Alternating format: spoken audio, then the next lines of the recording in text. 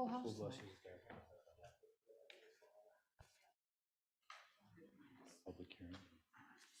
Plans might be changing.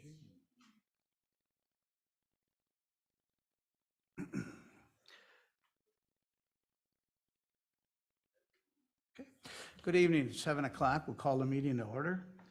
Karen, would you take the roll, please? Commissioner Young, Here. Commissioner Miller, Commissioner Brink, Commissioner Kubal, Here. Commissioner Steeler, Here. and Chair Gerard. Here.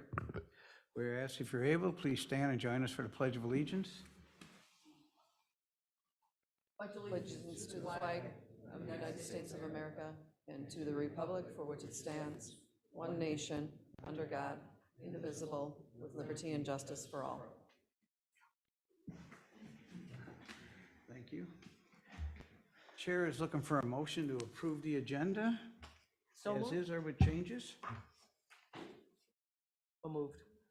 I have a motion. Do I have a second? Second. I have a motion and a second. It's a non-debatable motion. All those in favor signify by saying aye. Aye. Opposed?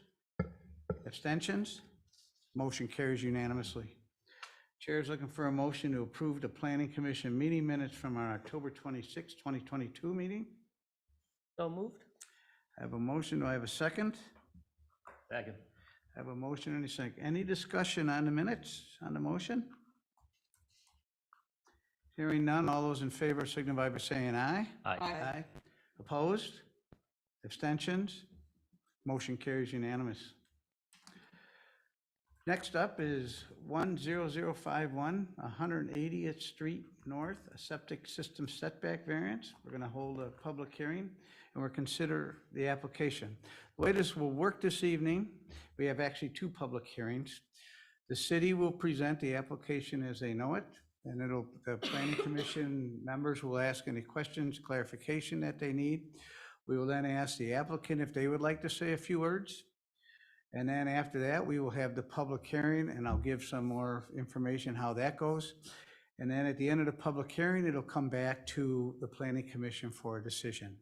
So we'll take each one separately. And so we will start with item 6, which is 10051 180th Street North. And I'm not positive, Ken, are you presenting? Yes, I am, Mr. Chair. Please proceed. Thank you. As you introduced, we have a variance request this evening for the property at 10051 180th Street North. And it may seem a little confusing, but this property, there we go, hopefully it'll show up on the screens, is located both in the city of Hugo and in the city of Forest Lake. Get the map looking fabulous here. Thank you, Karen. So the property line is across through this water body or lake and then drops to the south. The home and the garage are here. The site of the septic system, proposed septic system, is here on the property generally. That part of the site is within the city of Forest Lake. Thus, the variance request is being processed by Forest Lake and not the city of Hugo, even though their mailing address is Hugo. So that's a little bit of background. But the Yangs, the current owners, recently bought the property with the contingency that the septic system be replaced because it is non-compliant. They've escrowed, or there is money escrowed to get that replaced. They've had a plan developed for the septic. All right, now how do I get to the next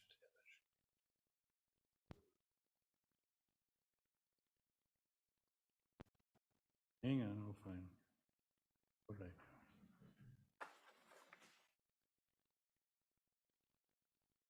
It's another image of the property, again on an aerial photo.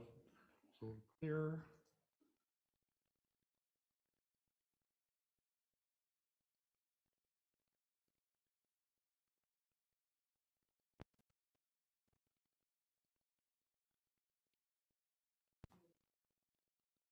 I'm gonna rotate this.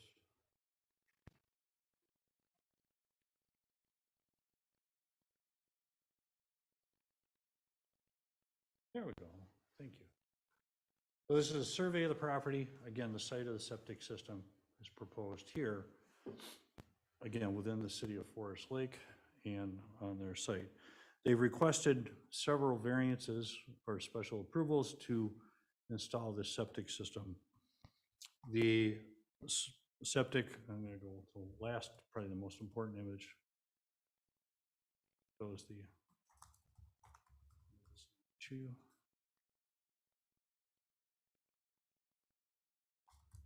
So this is the proposed new septic system and tanks here going north from the property, or north from the house, up towards 180th Street.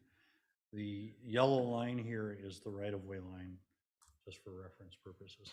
So they are requesting a variance because the proposed absorption area and the septic area will be within 150 feet of this water body, and that's actually it's going to be only 10 feet away from the ordinary high water mark, and the DNR usually requires 150 feet. They will be up to this property line, and in fact, you can see this area encroaches into our public right-of-way as proposed. And the code also requires a 50-foot no disturb buffer along the water body, and some of that may be disturbed. So 3 approvals wrapped up into one to install this new septic. The reason for this request, again, is to replace a non-compliant system, and analyzing it, looking at our variance criteria and the comments from Washington County, our city engineer, and the watershed district were all taken into account. Looking at the property, the location of the well, which is here, septic systems are required to be at least 100 feet away from those. And the shape of the property where all the existing improvements are, there really is no other place on the site that the septic system could fit. So that's why this site was picked, and I've outlined in the report, specifically on pages 3 and 4, the variance criteria and the findings of fact that staff has put together for this case. So, for example, the first criteria is that because of particular surrounding shape or topographic conditions unique to the property, that would create a practical difficulty. And again, because of the water body, the well, the existing structures, there are practical difficulties here that they did not create. Is the request to use the property in a reasonable manner is our second criteria.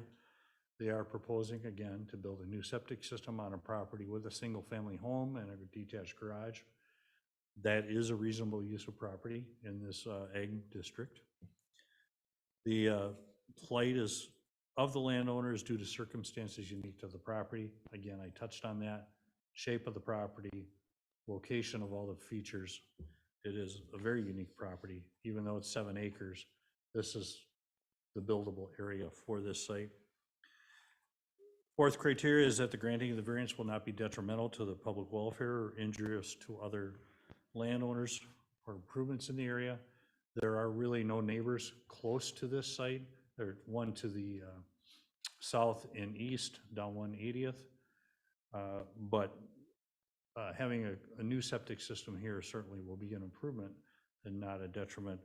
In fact, that rolls into our criteria E, that the variance is in keeping with the spirit and intent of the chapter, and in part, and we look at, does it impair air or water supply, increase traffic, and those kind of things.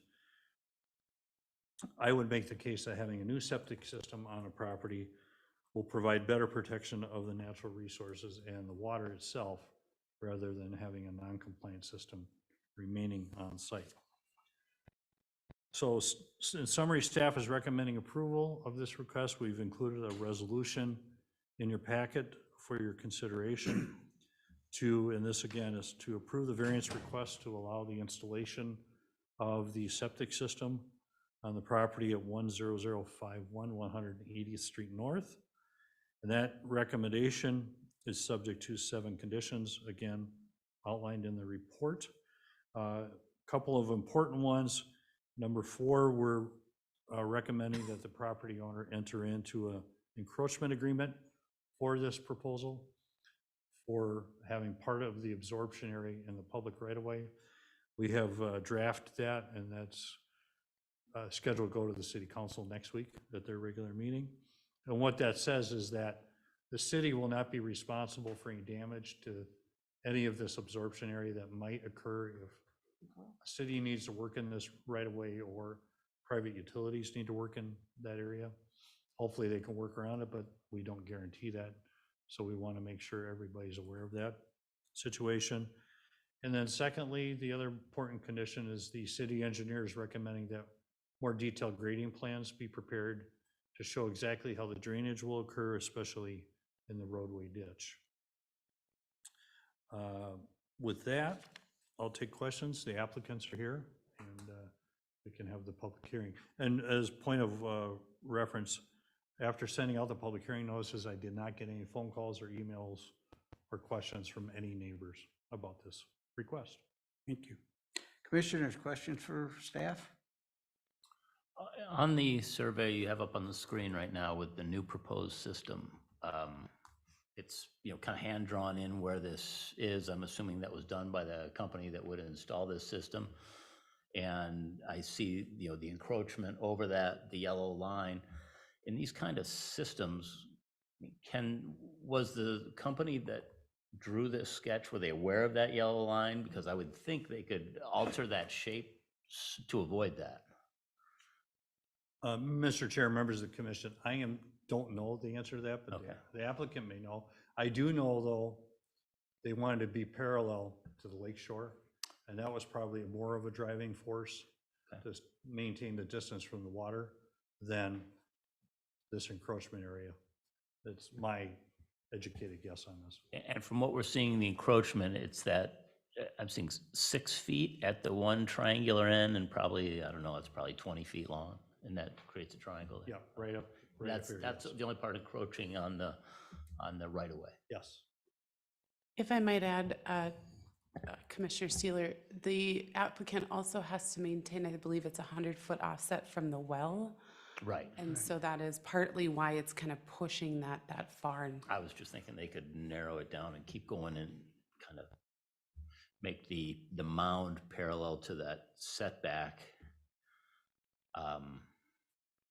of the road set, the yellow line, make the mound parallel to that and extend it further up, and then wouldn't have to maybe encroach 6 feet on, but perhaps it would be then encroaching on toward the lake. So I understand it's a tight spot. It's probably what they can do, so.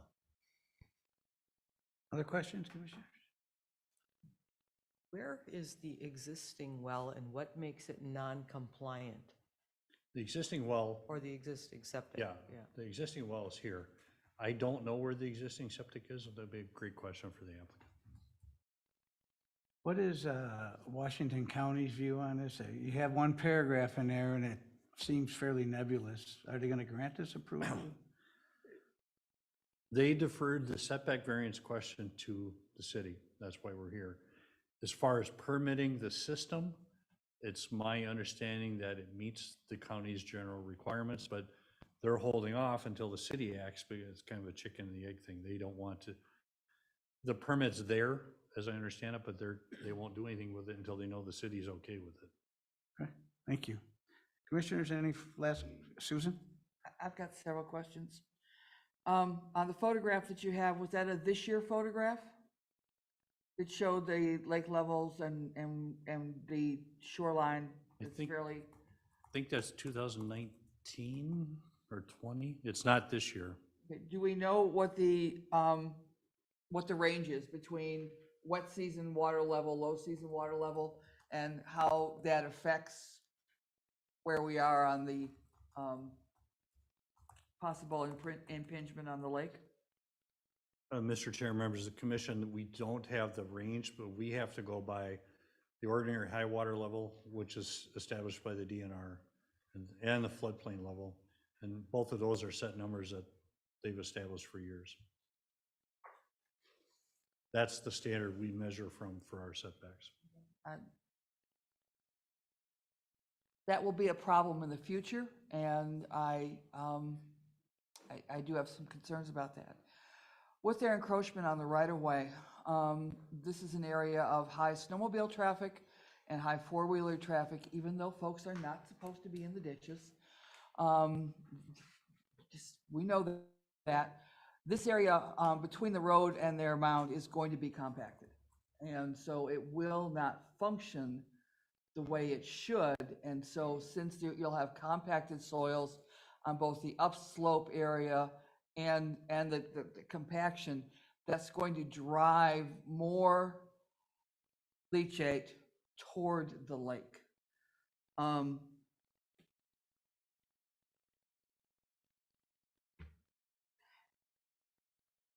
Usually we have concerns about future water quality and having more nutrients leach into water bodies and adversely affect water quality. Has that been brought up by any of the entities such as the DNR that you've talked to? That has not, no. I agree, I understand your point, but no, I've not specifically heard that comment. My other question is, and I don't know, I'm really sorry for the applicant, but my concern is what kind of precedent, and Abby, you may be helpful on this, are we setting that someone can buy a piece of property that has challenges and come to us and say, well, I need variances because I bought this property and it has challenges? I'm really concerned about that precedent moving forward. This is the second septic variance we've had here in 6 months, and I can't remember one in years before this. Could you please help me understand that? I guess if Madam Chair, or Mr. Chair, members of the commission, the first thing I would start with, of course, is every application has to be looked at on their own basis and merits. The extenuating circumstances, practical difficulties, all those kind of things. The difficulty for many of these is if septic systems, as you well know, get 20, 30 years old, they're done. And people have to be able to use their property, and the county is requiring certification of the systems before the sale is completed. If they have a failing septic system and the buyer is serious about buying the property, and their realtors here, maybe he can speak to this a little bit, then what do? You got to be able to use the property in some way. I don't think the city's going to be in a point where we're going to say you have to abandon the property, you can't live there.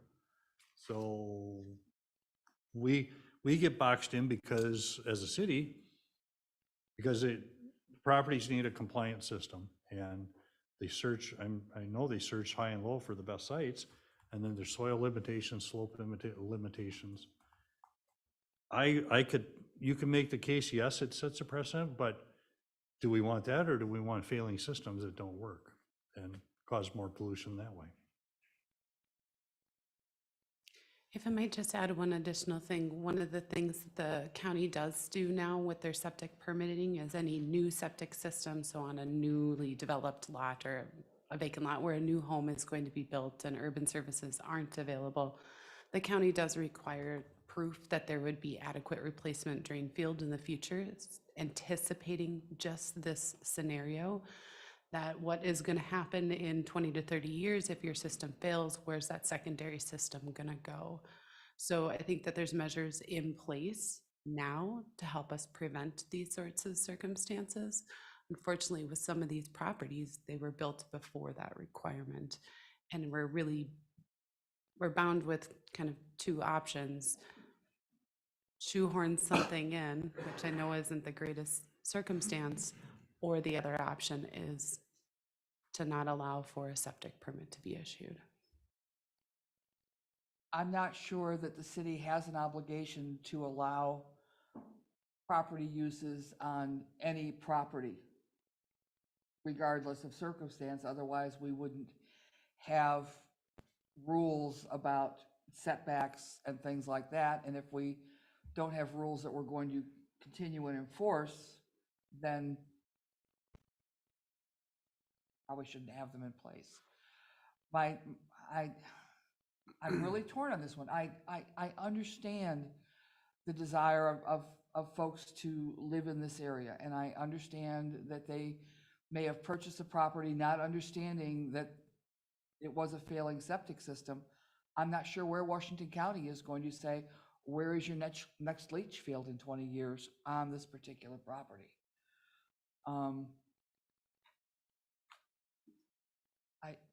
I do have some serious concerns about the appropriateness of this particular field. And one last question. Are we allowed to place pumping requirements yearly?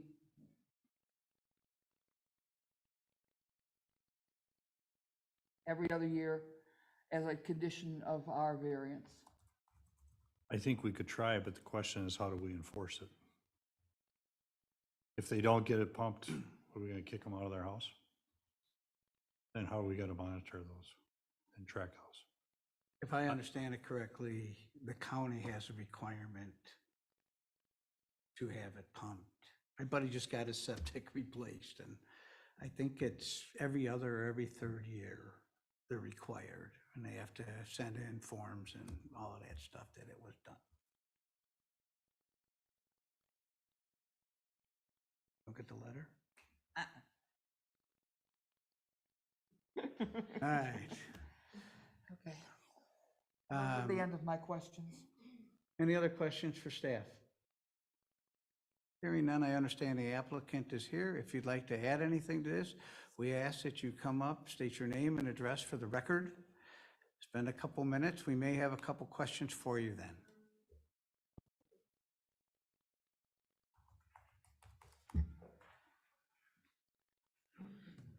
Hi, my name is Teresa Yang, and I'm the new owner of 10051 180th Street North in Hugo.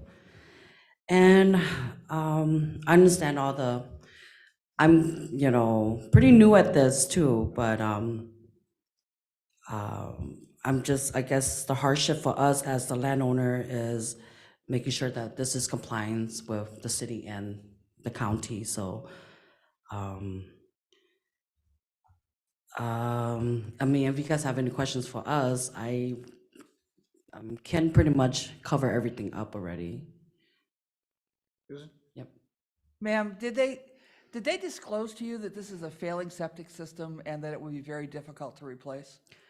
No, it was in our disclosure saying that there was a bid for a new septic tank, and that a design was being that it is require a new septic tank. That is not, gotta make sure. Yeah. You wanna double check? A tank is a whole lot different than Yeah. the entire either mound or leach field, both in terms of cost and in terms of, especially on this property, the practicality. Right. So I'm just concerned for you, ma'am.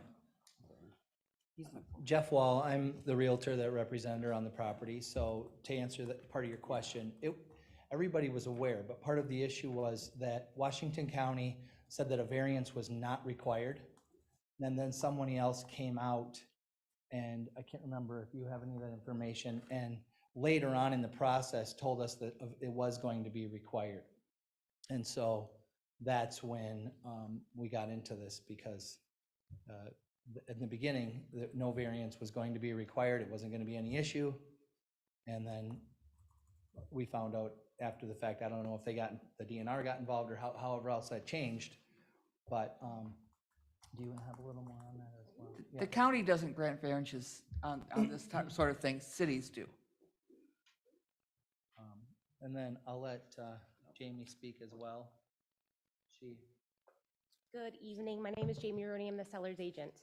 We disclosed right away that the septic system was 70 years old and that likely it was non-compliant, okay?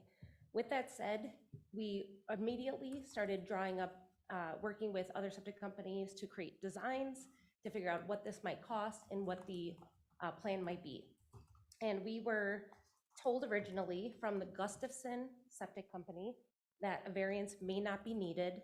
And then later, I have an email here from Gustafson stating that Sarah Borrell from the city of, Washington County said, apologize for the delayed response.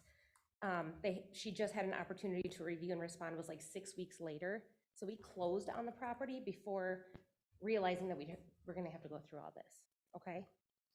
The septic right now is safe, that's currently there, but it's very, very close to what's proposed where the new septic is gonna go.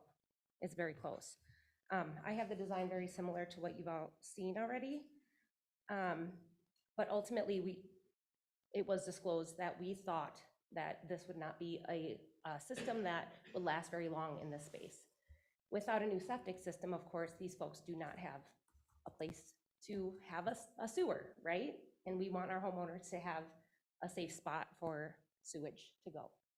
I don't know, am I missing anything? No. No? If I can introduce Mike here. Mike actually grew up in this home, and he can give you a little. Mike Onzia grew up at 10051 108th Street North. As far as the traffic, as far as the leach field goes, mentioned snowmobiles, four-wheelers right away. I've lived out there 40-some years. There's been 2 snowmobiles on that particular side of the road. They were mine. It's all field on the other side, very wide open. If there are, the very few that do go by are on the road or on the opposite side of that. The high water marks, as far as all what you're referencing, as far as where it's at today and stuff, that's all been established with the DNR. As far as a 10-year high water mark and a 100-year high water mark, which has got a little bit to do with why the septic drain field, everything had moved. I think that's, any other questions? Can I get a little history? The house was built on this side of the road a long time ago? Yes, Okay, and so it was chosen to be put there along with the septic when things were allowed for that period of time? correct. Okay. And you guys, I think, said that the location of the old septic is that it's near where this new one is going to go in. Is there any particular, because when I hear 7 acres, not that I'm recommending this, but I'm wondering, could the option be on the other side of the road for any reason at all? Or is that just way out of line for expense? Well, that is not our property. On the Okay, so other side of the where's the road. 7 acres then? Because that to me does not. Separated by, there's a lake in between there. Okay, Yeah, so it's like roughly 3 acres and then 5 or so on the other side of the lake where the road kind of goes around. I don't know if there's an aerial view. You're getting there. And close. All this is the 7 acres. Yeah. And this. So the other high and dry ground is way over here. okay, all right. Underway. Is there an alternative to a mound? This is a mound system that's being proposed, right? Correct. Is there an alternative design other than a mound system that could be located on this lot that would not cause? I guess I'm not the designer of the system. I don't know of, when Josh was out there, did spend a lot of time with him. And for the area that it needs, we have a driveway on the other side and a very small area there. And with the property lines the way they are, I meant an alternative to that type of system. If there was a system that maybe didn't require the leach field, and maybe it would have to be pumped more often. I'm not an expert in septic systems. that part of it I'm unaware of. There is, but they're expensive and they have to be pumped and they're a full containment system and it's challenging for a residential property to have something like Okay. that. Gander, when they went in there, had to have a fully contained, literally septic tank. Okay. Other questions for the applicant? Thank you. We may have questions later. Okay, thank you. This is a public hearing. We ask if anyone wishes to speak to this issue, that they come up to the podium, state your name and address for the record, and spend a couple minutes telling us your thoughts on this application. Once we have heard from everybody, we will close the public hearing. We are looking for input tonight. It's not a conversation really between the planning commission and the public. We're looking at your thoughts on this application. And then once we have all of those, then we will close the public hearing and it'll come back for a decision by the planning commission. So with that being said, I will open the public hearing at 7:31. Does anyone wish to speak to this application?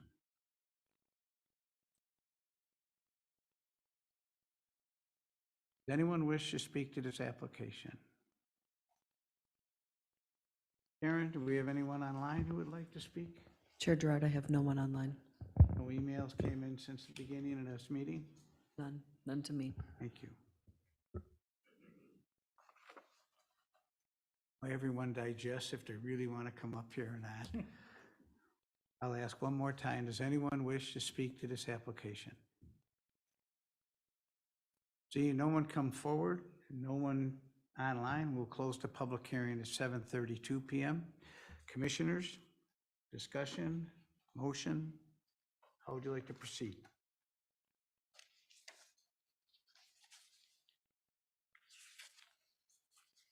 I have one last question. Ultimately, if we don't approve something like this, we are rendering the property unusable at some point when the septic system fails, which could cause us worse problems with the water quality and things like that. But if we go that route, is an option that I don't want to consider condemning a property for something like this? I mean, is that the ultimate, like, do all end all when we can't approve something? Chair Gerard, Commissioner Kubal, other commissioners, in the event that the septic system fails and they don't have an adequate means to address their sewage, yes, it would, I mean, I don't know if it's a condemnation, but they'd be in violation of the city code. And in lieu of another option, it would render the property uninhabitable, which I don't know enough right now about legal matters relating to that and whether or not there'd be an implication on the city's part. I know that, I don't want to say that binds us in some way, but I don't know that I have that information. But yes, it would get to the point that that property would not be habitable. Other comments, Yeah, questions? based on number 2 in here, on the recommendations, that the applicant would still have to go through Washington County and the Rice Creek watershed, which it seemed to me the Rice Creek watershed would be the biggest, they would have the biggest concerns on this. I don't know historically how they look at these things. Do they just go with what the city does? Or will they step in and say, hey, we don't like the proximity to the lake here. We understand the city approved it, but we're gonna stand in the way. I'm curious in how they handle these things. I'm Mr. not Chair, sure if this I one may. has an outlet, does it? Pardon me? I'm not sure this one has an outlet, does it? Outlet, the lake? I don't know, but we did get comments from the Watershed District there on page 3 of your report, and they really didn't have any other concerns other than making sure that erosion control measures were put in place before any grading or site work starts. The county is really the big regulatory authority here, and they have lots of boxes that have to get checked on these, and they're the ones that really want to make sure these systems are permitted, installed, inspected, and operate correctly. They won't move unless we grant these variances. Correct. Other comments, concerns? I'm in favor of moving it forward. I'm not, I know it has some issues, but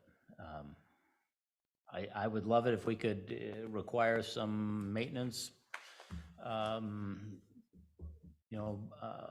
deadlines that need to be met, but I understand the issue there. I lived in a community where we had septic systems, and every 2 years, they sent you this, the homeowner association sent you a letter, it's time for your septic system to be pumped. And if you don't do it, we'll do it and send you the bill, basically. So, but I understand it, the city of Forest Lake's not set up that way. But they've got a property, they got to make it usable. It seems like they've got a system designed here, that's going to do that.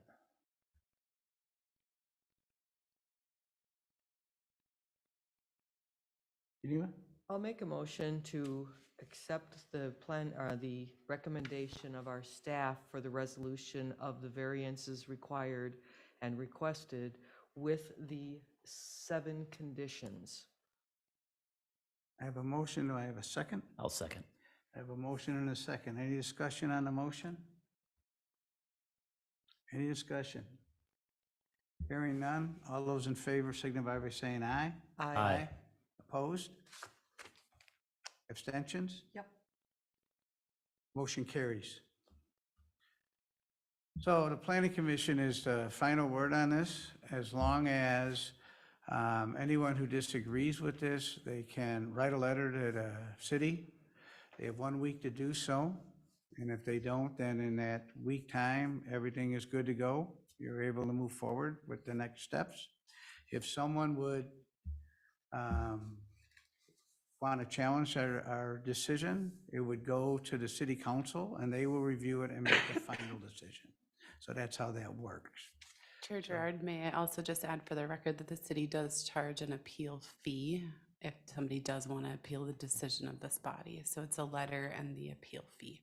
How much is the fee? It's a $200 fee. All right. I learn something every time I come here.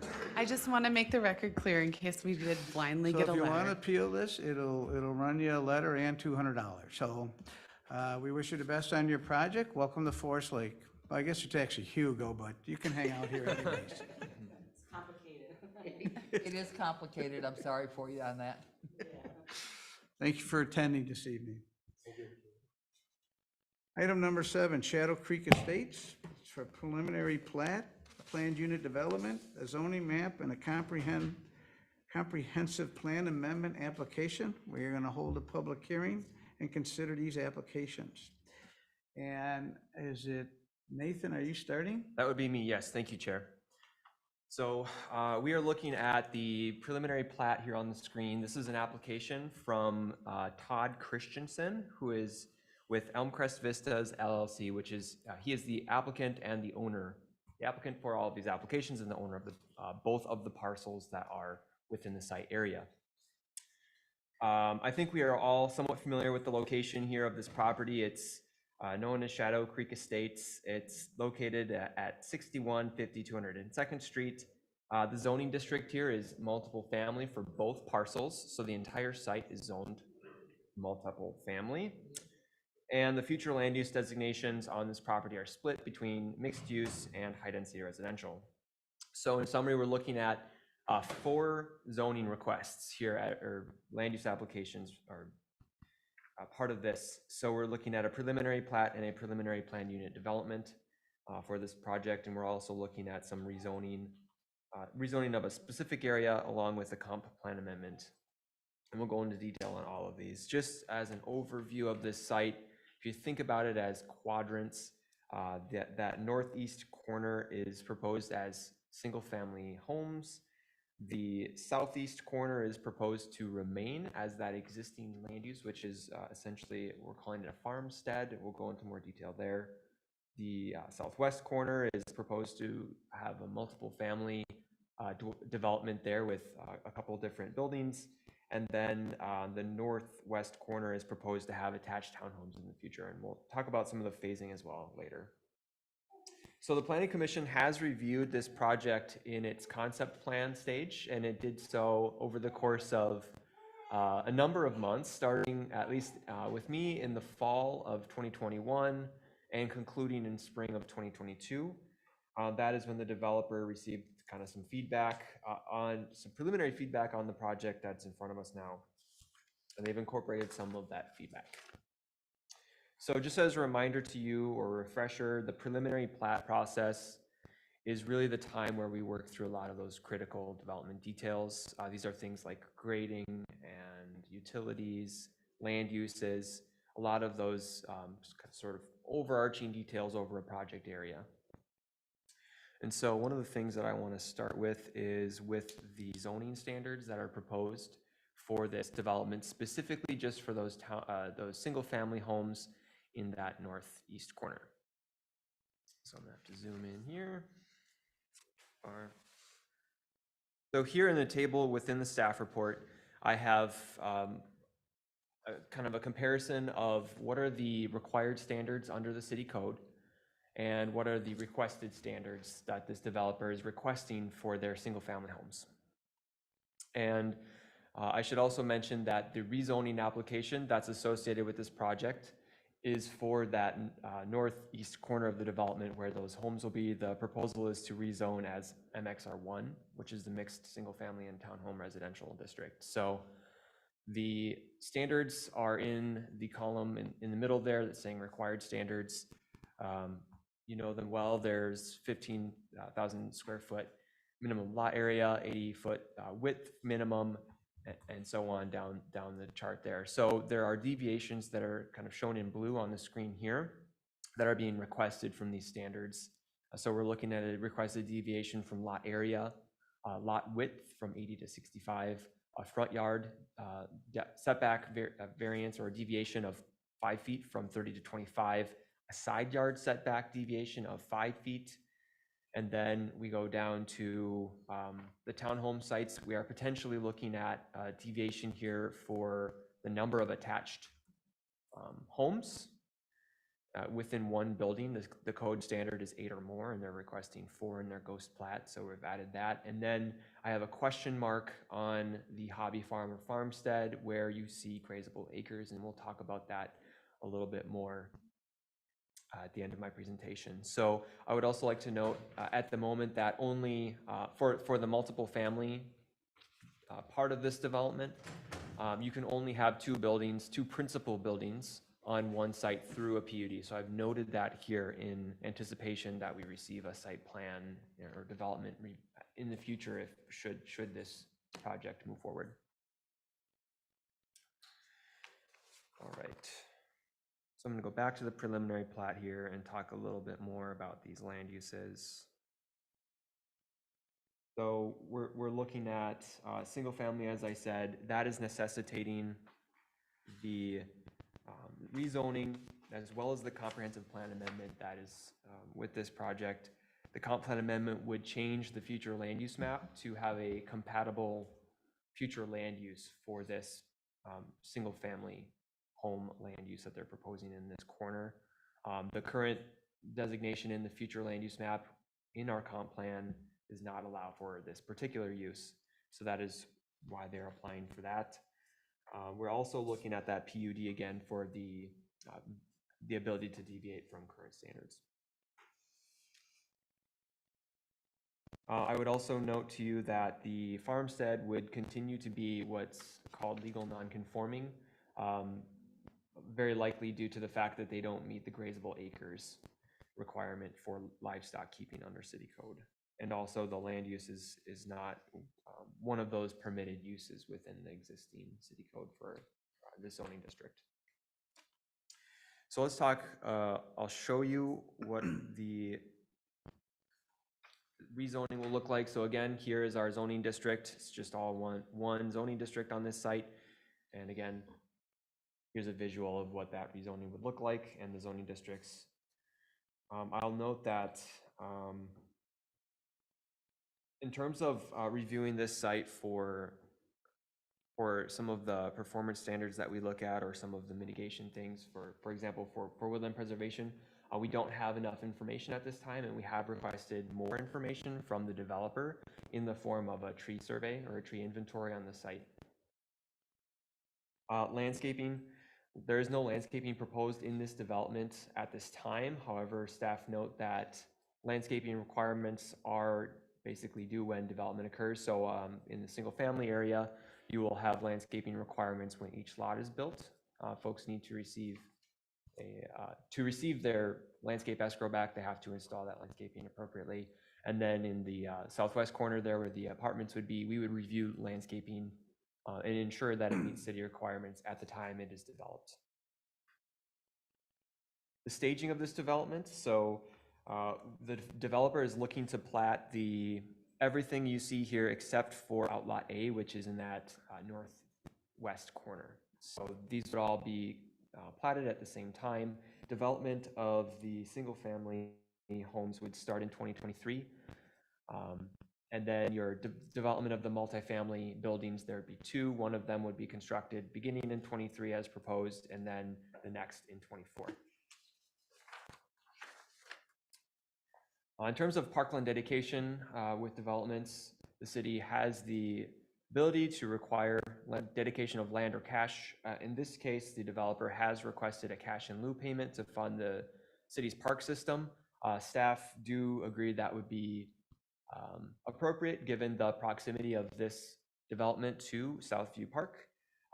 The Parks, Trails, and Lakes Commission also agrees. They made a motion at their October meeting to recommend a cash in lieu fee for this development. There are notably trails that are proposed throughout this development. So a trail would run from the, I think this is called Street A here, up to Southview Park. And then from this intersection of the trail as proposed and Street A to effectively Goodview. So it would run kind of how you see the cursor moving just south of the wetland to make that connection to a current existing trail. The developer is requesting not to construct that second segment we talked about between Street A and Goodview at this time. They're basing that on the fact that it is not currently needed. I would also mention that the Parks Commission motion to require that both of those connections be established with the first phase of this development. So I'm going to pause there if you have any questions for me on some of this stuff before I talk about the comp plan amendment. Questions for staff? Susan? A real basic one. Right now, Shadow Creek spreads manure on that entire western half of the property. Looking at the amount of the farmstead that is going to be impervious surface, you can have probably a maximum of 4 horses allowed there, 2 horses per acre, but that does not provide any place for manure management. And trust me, they do. Yeah, so I can just say this, and maybe this would be another part of the conversation to have again as we discuss the overall project, but we have requested more information from the developer on the operation of the farmstead to really help us understand what are we looking at here from a consistency standpoint with our zoning ordinance. Well, also with the neighbors, because there are homes, both existing and many more proposed in the area. And it will be a challenge. I guess, when do you want us to talk about or ask questions about their requested deviations? So what I'd suggest is just let's put a pin in those and I'll get through the rest of my presentation. I just wanted if there are any clarification questions on some of this stuff. I'm going to move through this comp plan amendment part. Before you go there, Nathan. Yep. So the plan here is that, I think this is about a 40-acre site total. Approximately. 30 or 40, doesn't matter. Is it going to be all one PUD, or is he doing a lot split here and having part of it be MXR1 and part of it being a PUD? That is a good question. So we are looking at a preliminary PUD for this entire site. Okay. So that is how we're reviewing this at this time. Thank you. Susan? And one last question. On what you've got on the map right now, is the proposed trail to go across the northern boundary of the property? A trail connection to Goodview? Yeah, so there would be, as proposed, there will be a trail that runs from where the cursor is on Southview Park down and connects to Street A, and then that trail would cross Street A and continue on south of this wetland you can kind of see on this final plat, or this preliminary plat, excuse me, and it would connect then with Goodview south of that wetland. That's where that connection would be located. My concern with that is that if it's not done as part of the original, and gets pushed off, it will be pushed off and pushed off and pushed off. And so my concern is if there is an intention to have a trail there, that it be part of the development and the paving and the everything else that goes on with that first construction in the northeast quadrant.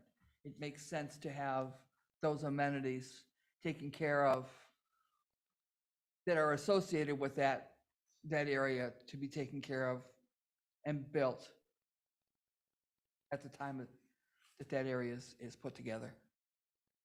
Noted. As long as we're discussing access there, the sidewalk that is on the west side of Street A, Yep. that would be constructed under initial, all the way from Yes, you're right. So 50 all the way back up to Goodview in the middle of the development there. yeah, and thank you, Chair, for noting that there is a sidewalk proposed on the west side of Street A. That entire length of the sidewalk and that public infrastructure would all be built with the first phase of this development right away. Thank you. Yep. Any other questions of staff at this point? Geneva?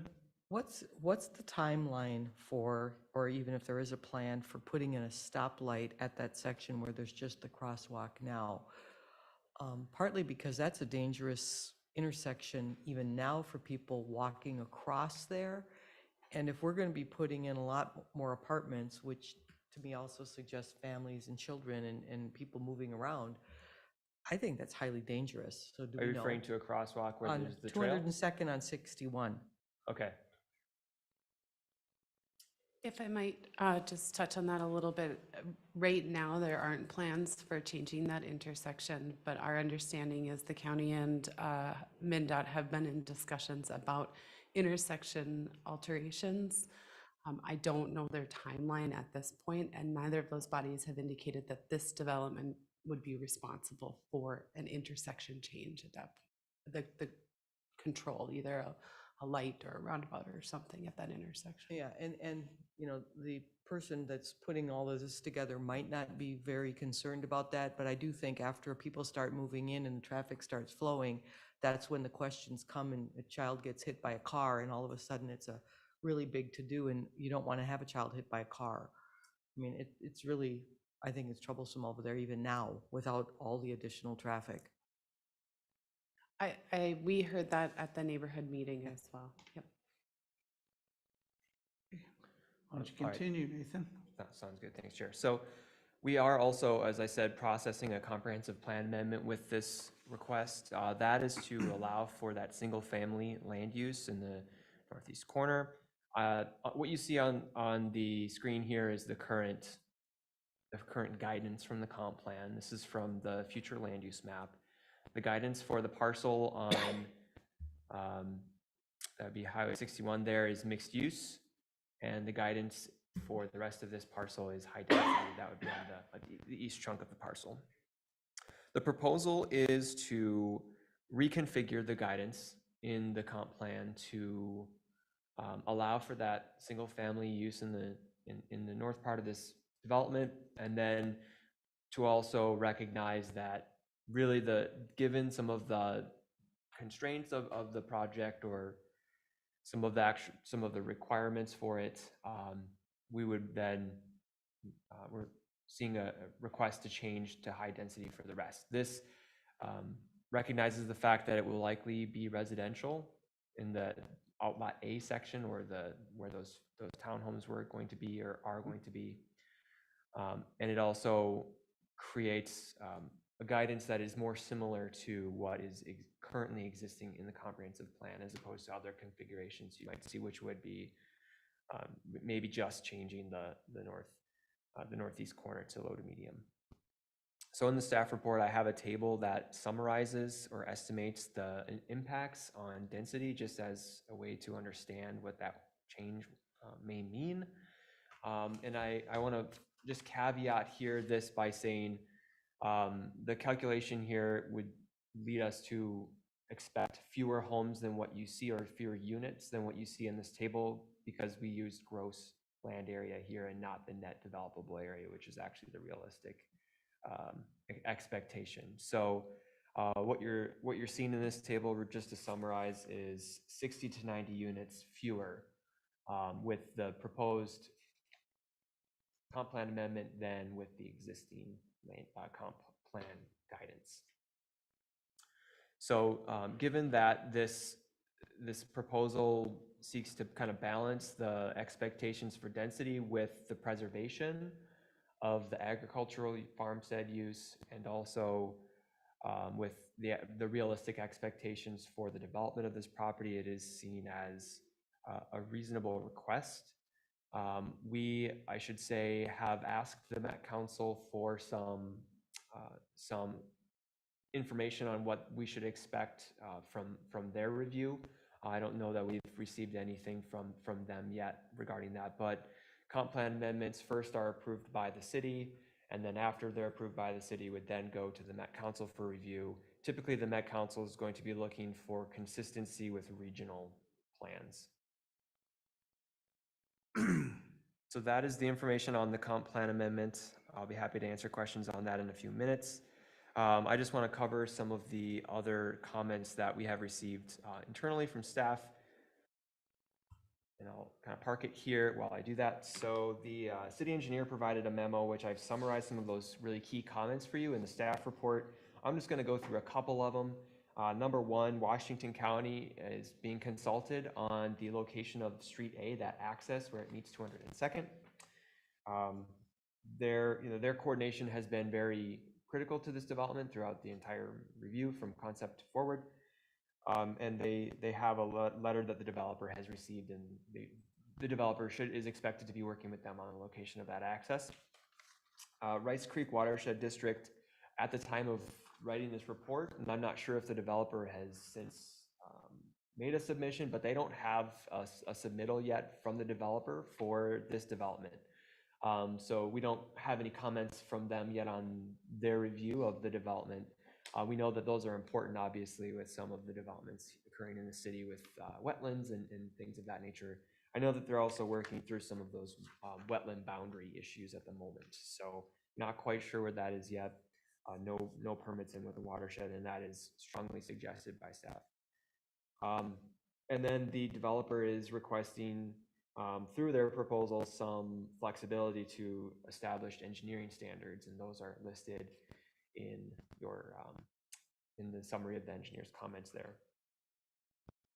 Public Works comments were rolled into the engineering comments. The fire chief doesn't have any comments at the moment, but we do expect when, for example, the multifamily properties come in, that there will be some thoughts from the fire chief on those development. I kind of summarized the watershed, and then the county again provided a memo to the applicant here. Notably, left turn lanes will be required into the development. And the developer has been made aware of that requirement. So now we get to the public comments. And so as Abby kind of said, the neighborhood meeting, staff did hear a number of things. The neighborhood meeting was held on Wednesday, October 26th. About 17 residents showed up. And to Commissioner Kubal's question, traffic concerns were raised by community members, including the safety of the intersection. There were also questions or concerns on site grading and stormwater, management of Hardwood Creek, and safety and improvements at Southview Park. And so a public hearing was posted for this project, and the public hearing you're holding tonight is the public hearing at the Planning Commission level. There will be another public hearing held at the City Council level for this comp plan amendment, but I would note that now is a very critical time to be taking in public comments on this project. So as I mentioned, staff do not recommend any formal action this evening. That is because we have requested additional information from the developer. One of those things being a woodland preservation plan, another one of those things being a lot more information on the farmstead use so that we can more clearly understand what's going on there and how to kind of review this rather unique request. So with that being said, I'm happy to stand for your questions or turn it over to Abby if they're more appropriate for her. Could you, before we go to questions, can you bump down a couple slides? I think it's slide 32, which shows the whole development, kind of what the apartment's not there, but the additional housing and the townhomes, and how the farm will look when we're done. Yeah, and so one thing I'd like to note right off the bat here is this is called a ghost plat. This is just sort of how the developer envisions, maybe this is a concept of how it may end up developing, not a promise or anything the city would hold them to necessarily. But we would review against it and make approvals accordingly. So the villa lots you see here, I'll call them, they're in the blue numbering. Those would not be part of any future development. The city has talked to this developer and understanding there's issues with land area and stuff, that area would be just combined and that would just be a contiguous, we'll call it farmstead site. So those would not be able to be platted in the future. However, this is an image of what those attached townhomes would look like. And then the apartments go to that. Can you point out where the apartments would be? Yeah, so the apartment buildings would be located on this parcel here. Thank you. Yep.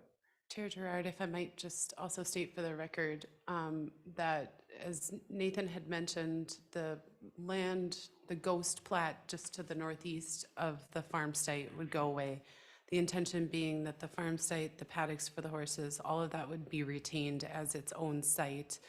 And that should this come back someday for future development, it's more than likely to be at the point that that farm site, that those operations are going to completely go away. So at that point, then the city would see an entirely new amendment to the PUD to determine what kind of appropriate use goes there that fits with the comp plan at that time. Thank you. Questions for staff on the comp plan part of it? Let's start with that. Susan? I'm really confused. Because, well, on a couple of things. When we've had talks about the MXR and we said, well, could we do a comp plan amendment so that not as much of our city, right, as is that was done at the last moment is MXR with the very high densities, and a comp plan amendment was said to be very, very difficult to do. And in addition, the Planning Commission has heard strong staff recommendations for increasing density, especially through the MXR process and changing the MXR guidelines to get increasing density. And so I'm surprised that that the city may look at going to the Met Council for a significantly decreased density, and that we're going for a comp plan revision. So I guess I'd like to better understand why there's a recommendation, I'm assuming this is a recommendation of staff, because you've been working with the developer to go for much lower density than we're pushing for on the MXR. Nathan. Instead of going with our MXR requirements. It's a very understandable and very good question, Commissioner Young. Nathan, if you could pull up that, thank you. So if you actually don't mind going to what the existing land use is. So currently right now, this is our existing future land use map. The future land use map is calling for about 26 acres of high density residential that would border both 202nd Goodview. It would also border those single family residential homes in the backyard. The mixed use district along the highway allows for a combination of both residential and commercial. So in discussions with the developer, and if you could flip to the next slide, please, Nathan, we talked about the inclusion of that low to medium density residential, that MXR1 that we are talking about modifying, to gain neighborhood compatibility more than anything with the existing residential that's backing up behind that property. Even though there is a reduction in density, it isn't we don't believe that this is a significant enough reduction in the density that's going to affect a comprehensive plan amendment or alter the city's housing density goals. This is not a city-initiated comprehensive plan amendment. This is a developer-initiated comprehensive plan amendment. Our role in it, the commission's role in it, is to review the applicability to determine if this is appropriate for Forest Lake. From staff standpoint, when we're looking at it, yes, we talk about density and we talk about it balancing as the community as a whole. We were concerned, and this commission was here when this comp plan was adopted. Most staff wasn't. We had some concerns for placing much higher density residential right behind the low density single family residential. On the other side of Goodview, that we have had neighborhood folks saying that the MXR density was not where it butts up against some of the existing places. That wasn't a problem then, to have the higher density and the smaller lots and the smaller separation between houses. It wasn't an issue on the other side of Goodview. What makes that important on this side of Goodview? Because again, you have existing residential butting up against new, higher density existing residential, and Commissioner Young, yes. I'm trying to understand. Sure, it's a very valid question. The property to the north is guided at what we could probably call a lower density residential. It's no doubt and no secret that behind this, so what's being proposed there, that low to medium density residential does have smaller lots. We do have narrower setbacks. The idea was that that was more consistent with the existing low density residential than high density residential, truly high density, where we're balancing 15 to 20 units per acre. We're balancing apartment buildings, that sort of thing, in the backyard of those single family residential. Staff, in looking at this request, and we have lots of time for discussion of this one, really thought that the natural environmental barrier there, I think it's a creek that's running through there, and forgive me for not knowing exactly what that drainage system or creek is, that's bordering that low to medium density residential is shown in here, and the high density residential was a good breaking point for gaining that neighborhood compatibility. It's certainly up to this commission to make recommendations if they don't think otherwise, but what we are trying to do is to help ensure that if a comprehensive plan amendment is going to be reviewed, that we're not reducing that kind of net density too much. Other questions for staff? I don't know if it's so much a question as a comment. So we've been recently going through all this MXR1 and the proposed draft recommendations. And so I'm looking at the requested standard of this new neighborhood, and I see, a lot area of 7,800 square feet. And I think our discussions have said 7,500 is okay, which I'm okay with that. And I look at the lot width of 65 feet, and that falls within, I think that matches what we've discussed here. I'm okay with that. The 25-foot setback front yard, it matches what we've discussed. But then I get to the side yard setback, and they're looking for 5 feet. And we've had a struggle between here agreeing on 7.5 feet being acceptable. So I would want to draw the line and say, no, 5 feet's not okay. We're going to stay with 7.5. Minimum. Minimum, yeah. And we agree with that as well. There was some conflicting information on the application that was submitted where at points it did indicate 7.5 and others 5. So that is something that we've noted to the developer that we need to gain the consistency in his application for those items. And I think to Don's point, since MXR1 changes are fairly imminent, if we change this, I think that they ought to pretty much line up with those. So even 30 to 25-foot front would be for the house in my mind, and 30 for the garage. And quite frankly, if we're requiring MXR everywhere else with the higher density and the smaller lots, then I don't understand why we're carving this one out. I really don't understand that. Having listened to the concerns of staff and listening to their concerns about how even on the southern end of the city, having some changes to density requirements would be received by the Met Council. This just puzzles me. A second question, I understand that there can only be 2 high-density apartment complexes on what's going to be the southwest corner.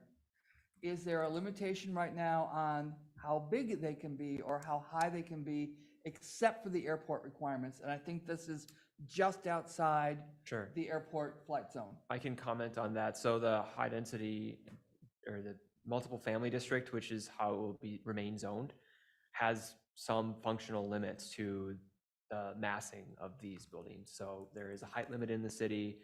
If they wanted to exceed that, they would have to make a request to amend this PUD.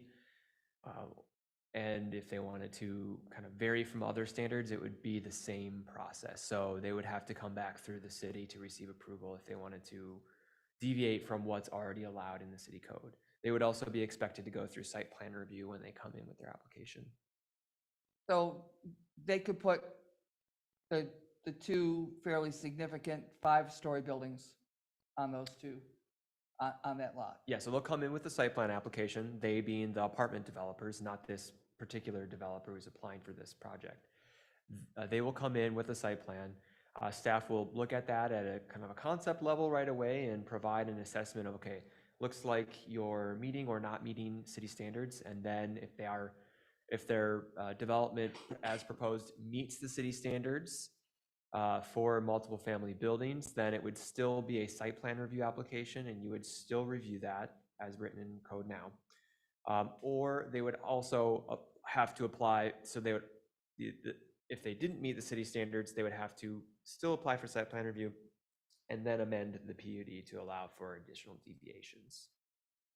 So there are 5 acres there. How many dwelling units would you expect in that apartment site then? They're Between proposing, the 2 buildings? in the narrative, the developer is stating 130 units. That would then be split, we're assuming, in half. So you're looking at that 65 units per building. And then Commissioner Young, just to answer your question about height, the base zoning district would have a maximum height of 45 feet, 4 stories. Now, I'm not sure if the applicant would go that high or not. Well, we're talking 5 on the downtown, 5 stories on that. But that's the downtown Right. project. That's just that project. And the one across is 4 or 5? The brand new one. They're 4 stories. Both of the new ones are 4. Okay. And just thinking about typical multifamily applications, 4 stories would seem typical, what you would expect. Any other questions for staff? The applicant is not present this evening, correct? No, the applicant is not here this evening. So we will open the public hearing. And since all of you were here for the first public hearing, it'll work the same. We will open it formally. We ask if anyone wishes to speak to this application, please come up, state your name and address for the record. Spend a couple minutes giving us your thoughts on this project. When we have heard from everyone, we will close the public hearing. Again, we are looking for input from you on this application, and it's not necessarily a dialogue between us because our role is trying to figure out what's going on here. So with that, we open the public hearing at 8:14 p.m. Does anyone wish to speak to this application?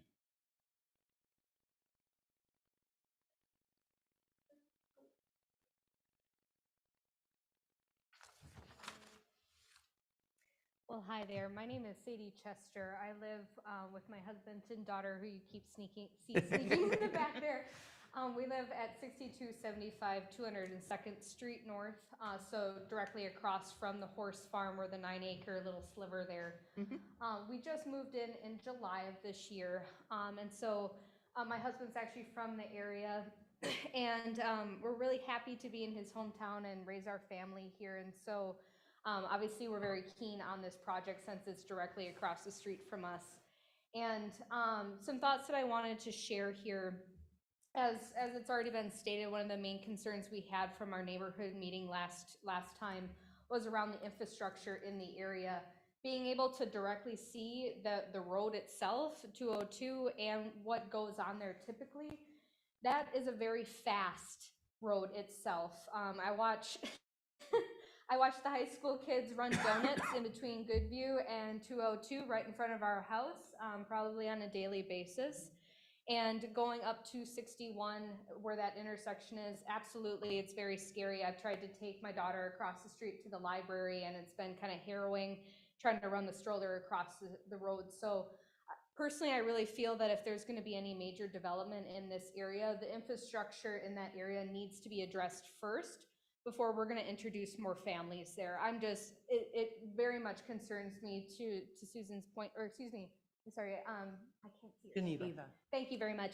To her point about, a kid getting hit, and when I look at this plan here, the idea of having these 2 apartment buildings right on that corner there, and I just keep thinking, even just like if there's a fence or something, it's going to be, I think, too close to that highway to be safe, at least at this time with the way the infrastructure is. I'm also concerned overall with the construction itself and that future noise of future families around the horse farm itself. We had spoken with the previous neighbors, and she had made comments about even the road noise with kids flying down that street, that it would disrupt horse lessons and sometimes cause bucking and the horses to toss riders off. And I know there's a lot of partnership with the school. I'd be really concerned about just the safety of that overall experience for people taking horse lessons and when the shows happen, just as a consideration for that kind of dual use of the overall land. Related to that, with the agriculture in the area and with the construction, and to your point around the manure and piece, there's a kind of a two-way street with that. With the horse waste and all of that, we need to be thinking about the safety of the families that would be in that area. There could be concern with runoff. But then on the other side of the coin as well, during construction, would any runoff affect the wetlands that are in that area, the ag land? Will that affect the livestock that's there? Those are things that I would be thinking about at that time. And then just as a a couple of final points here related to the comp plan itself. I read the comp plan in preparation for this overall piece. I am no expert by any means, but a couple of things stood out to me. One is at the very beginning of the comp plan, it talks about the natural resources of Forest Lake being kind of the crown jewel that we're trying to protect and preserve. And I think that's really important when thinking about this particular project and this horse farm that seems to be very well known in this area. I'm new, so I'm still learning, but it seems to be, a treasure of Forest Lake that is unique to this area. And envisioning apartment buildings surrounding this and these, houses kind of jam-packed around this property, to me kind of detracts away from that goal of preserving this area. And right across the street, there's all that great development that's happening around the library and the Y. And I think continuing to invest in that area makes a lot of sense. But this particular property here, it just doesn't make sense at this time. Which at the second point, and I know this isn't the discussion necessarily, but looking at the original goal of the high density plot here, to your point, why are we changing that? It also asks the question, why was it originally set as a high density future land use property itself? To me, it's suggesting that it needed to guarantee that the horse farm would be destroyed in order to have that overall use of the future land. So I'm wondering if now is the right time for all of this to occur, or if maybe in the future this could be a better discussion regarding the overall use of the horse farm itself. And from the last meeting, the developer indicated that there was no intention of getting rid of the horse land so long as he was still around. And so again, I wonder if this is just really the right time to even start looking at this again from the infrastructure side of, having more families in that area. And then overall, just that horse farm being the core and the heart of that overall property itself. So that's all I have to say. Thank you very much. Thank you. Does anyone else wish to speak to this application?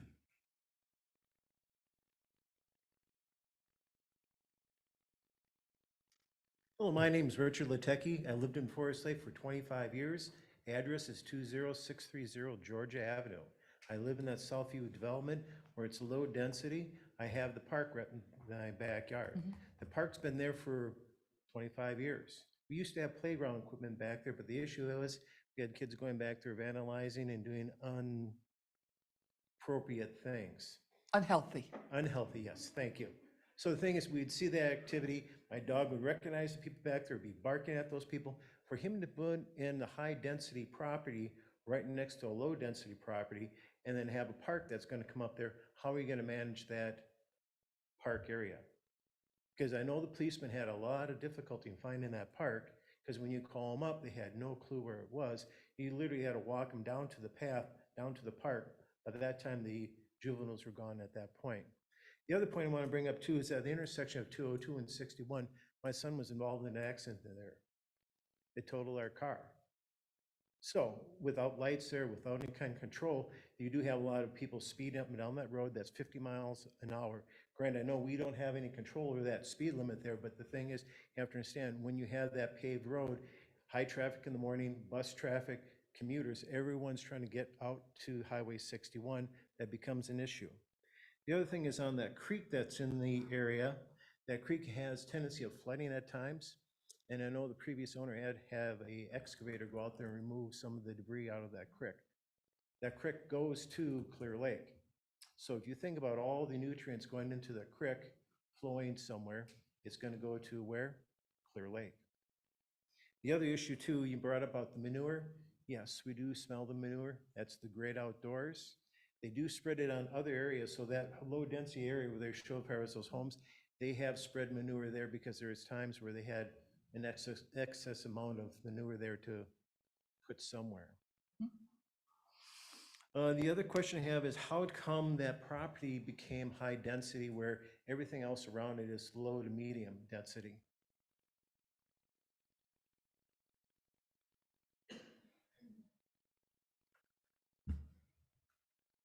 I don't honestly know exactly how it got to be high density. I know that this started back when the adolescent treatment center was going to go in there. And I think that's when some of this happened. I don't know when the back end happened. Well, even The east before end, them, I'm sorry. when the Pratt development came in, and that whole very large Brattle Pass, planning, Brattle Pass area? pardon me? The Brattle Pass area? Not so much Bridle Pass, on the other side of the road, Okay. where you now have the Y Oh, okay. and those things. As part of that whole visioning that goes all the way past Fenway to the east, and then to 61, and then it was envisioned of there would be and one of my questions is that there would be the convenience store on the southwest corner of 202nd and 61, and that whole node of 202nd and 61 on all four corners, as much as the airport would allow, would all be high density, because you wouldn't expect to have a lot of homes wanting to live under flight paths. And so single family homes, whereas with an apartment, you're not doing an outdoor, it's not a barbecue in the backyard with the planes flying over. So that whole area for quite a while, even before the youth facility was brought to the city, was envisioned as a sort of a high density node. On the other side, when the Pratt development, that was to be apartment buildings and then commercial. The original plans were grocery store and things like that. Okay. And you generally, good planning would do high density near the highway and then taper it off as you go farther out, be quieter and whatnot. So very typically, you'll see on these more corridors that you'll see more high density. So you're referring to Highway 61, correct?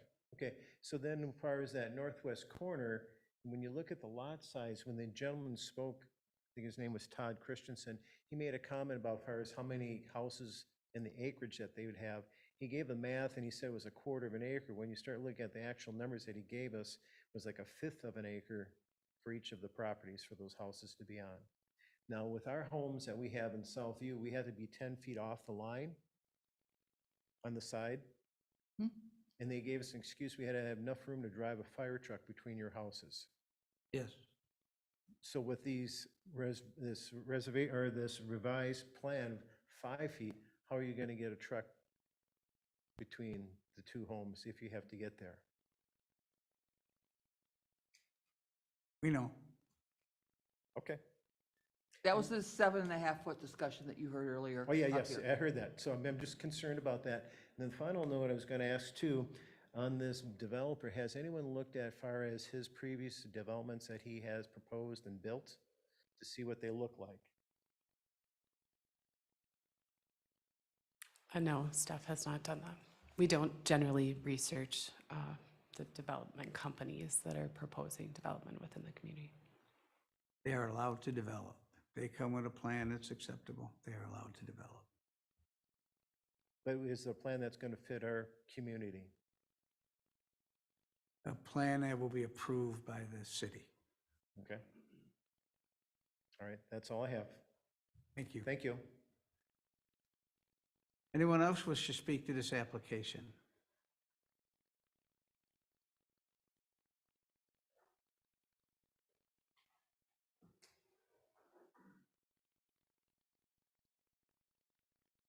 My name's Todd Schultz. I just bought a house at 6470 204th Street. From Champlin originally. They went with, in my neighborhood, when I bought a house there, went with the small lots. Caused problems. Bike paths, trails had to be 10 feet for the cop cars to get through. Caused more, in the beginning it was good. About 6 to 8 years later, my neighbor started finding drug paraphernalia behind his fence. So more cops had to start driving up and down the bike paths. Now I moved to St. Augustine and they brag about the traffic.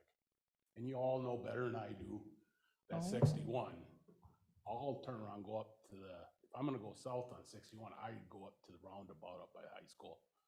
Cause that, you all know better than I do, it's dangerous. And they bitch about, and they squawk about the traffic down there. And I told them last week, I said, don't squawk about the traffic, cause that's bad.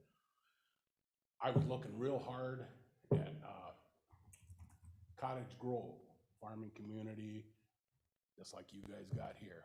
My daughter got me to come up here and I seen this side and I go, wow. Horse ranches, buffalo ranch, farm fields. So I bought. And apartments, I lived in apartments when I was a kid, that's what my mom could afford. That don't bring a good clientele after apartments have been used for, doesn't take that many years. And I don't know if these are gonna be Section 8s or not, but my experience living in them, they weren't good for Osseo when I was living in there, and they weren't good in Anoka when they built them brand new ones off of 7th Avenue. And they've got nothing but problems in there right now. So I'm not for this thing, but thank you. Thank you.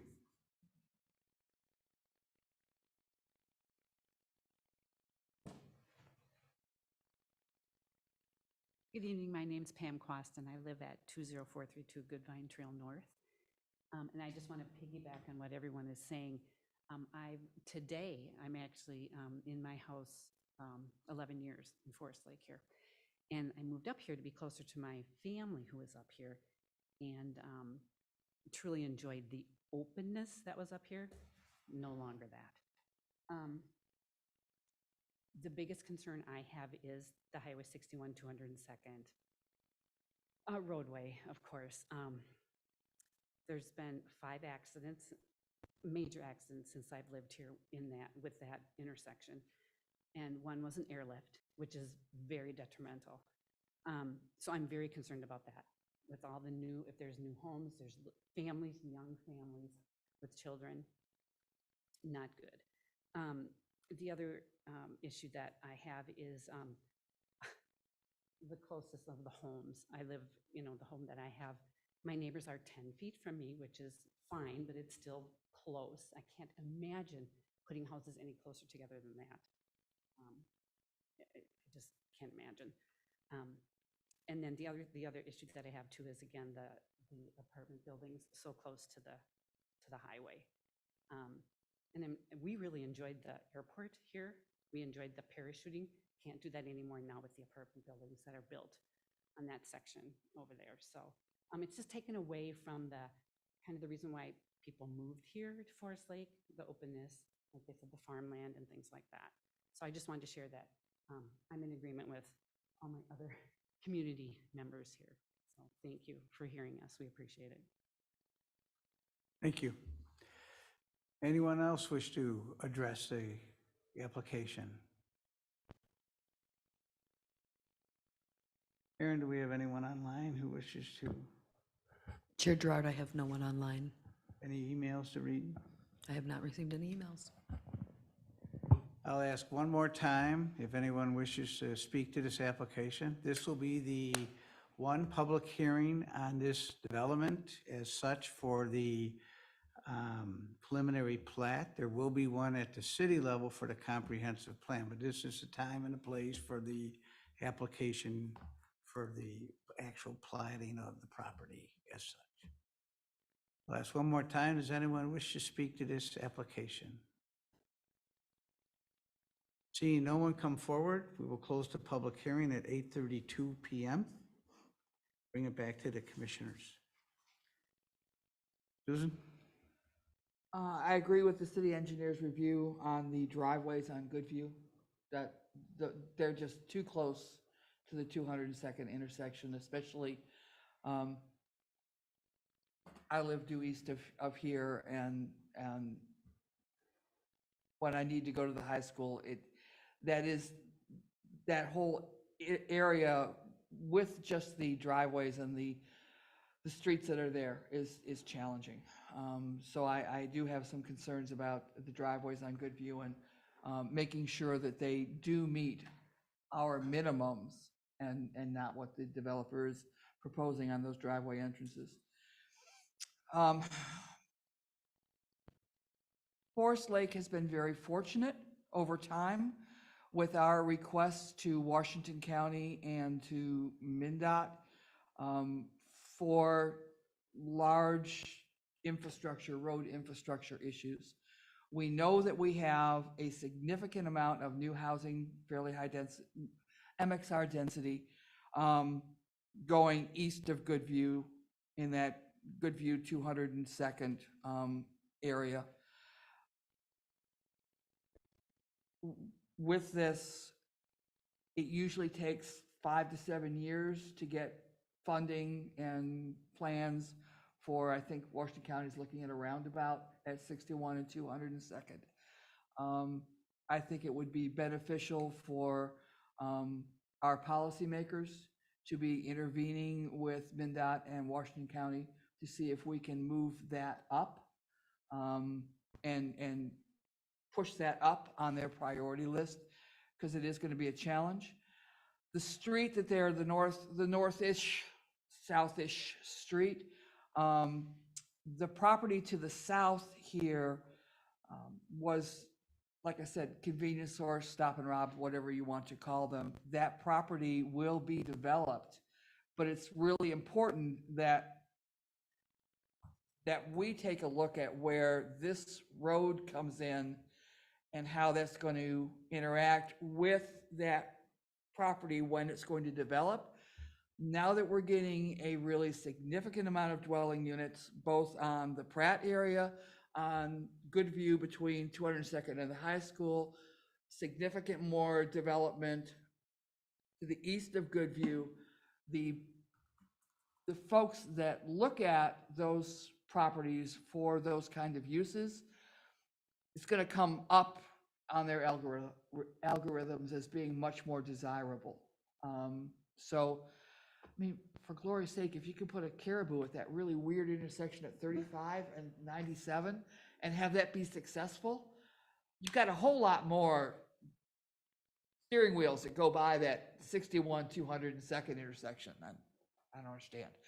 So I'm really concerned about how we're going to make sure that whatever is put in here will be compatible with what's going to be needed to serve that, I think it's 10 acres on the southwest side, or southeast side of 202nd and 61. This is a rapidly growing area in the city, and traffic and infrastructure is going to be a big challenge. Other comments? Nathan, Richard had mentioned a creek running through the area, and I don't see, maybe you can pull up one of the maps, it goes along where the path is, the future trail? It kind of Yeah, so let follows me, that? a fair question. Let me zoom in here. So you can see there's wetland 4 here. Right. The creek roughly follows this path here where the cursor is moving. So it would go presumably under Street A and then up. The drainage runs to the north here through this site. Okay. And it That's a continues approximate on? It does continue on. Southview Park is actually a very wet park. The city actually did a drainage infrastructure project in cooperation with the Watershed District in that area. We've done a lot of work on the what's called the northwest quadrant with MnDOT and the county and us and landowners, and as far as Silverda's property has had challenges with drainage because of that area. Yeah, if I might just make a general comment, that area is a particular focal point of grading review, so there's certainly attention being paid to that area.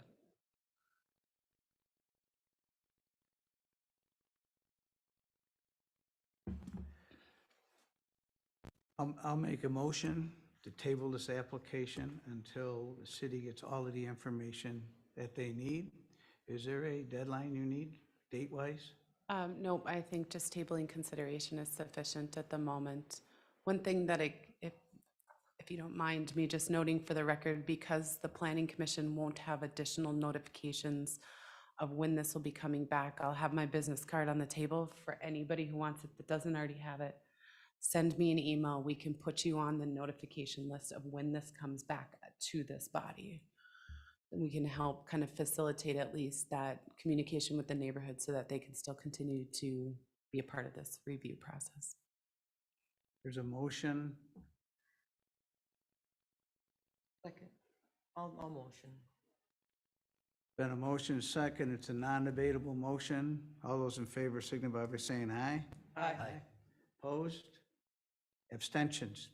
So to Community Development Director Whitman's comments, we've had our public hearing now, and that's when you get notified that this is going to come to us. But we tabled this discussion tonight, so there'll be no more discussion on it this evening, but it will come back to us for approval or denial at a later date. And since we've had the public hearing, that is when the notifications come out to the surrounding neighborhood. So I would recommend getting the business card to make sure you get the email that says, here's the next time that it'll be coming to us. Will they get notified for the comprehensive plan? Yes, so a similar notice would go out that they would, that anyone within 350 feet of the standard of the property that's subject here. So there's two very different things going on. There's a comprehensive plan, which the city will deal with, that will not be at the planning commission. This body will make recommendation, but the council is obligated to also hold a hearing. Right. So we'll send a new written notification, very much like this, the meeting notice for tonight. And that'll be for the comprehensive plan changes, but this preliminary plat will come back to the planning commission. So I hope it's clear as mud to you out So there. if I can just state for the record, this is the first public meeting. So we had our neighborhood meeting a little over a week ago, I think. It was kind of the first engagement with the neighborhood. This is the first public meeting with an appointed or an elected body. There will be a number of them, potentially with this commission, but also with the city council before any formal action, be that to approve or deny, would be made.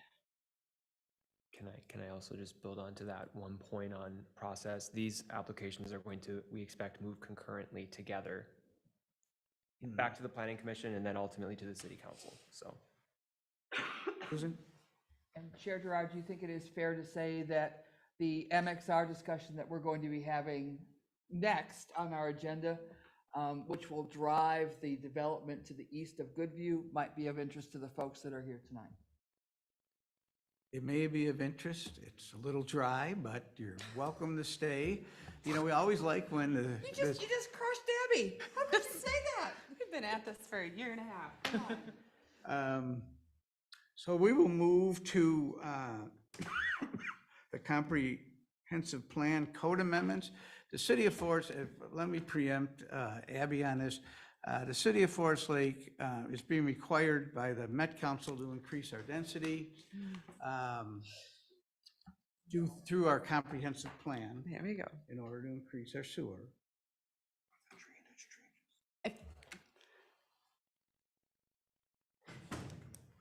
So, go ahead, Chair. Go ahead. I'll be quiet, go ahead, Abby. The city, are there folks here that are gonna listen? Okay, so the city is a part of the metropolitan region, and Karen, would you mind, excuse me for just about calling you Sharon, Karen, would you mind sharing my screen, please? The city of Forest Lake is a part of the metropolitan region, and as part of the metropolitan region, oh, this happened to me before once.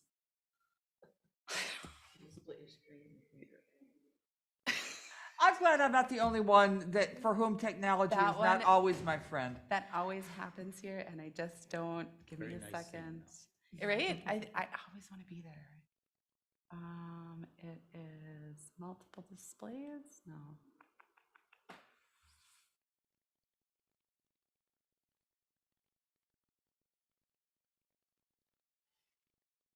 Oh, sorry.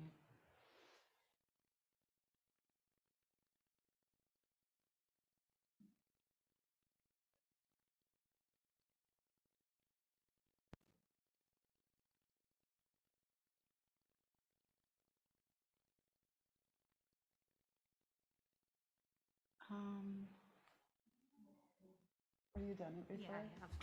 It's okay. Let's detect. Wait, hold on. Oh, yeah, go ahead. Whoopie Kaya. It's a PowerPoint. It's sitting on my. You just don't like houses. And then where's your PowerPoint? Is it down here?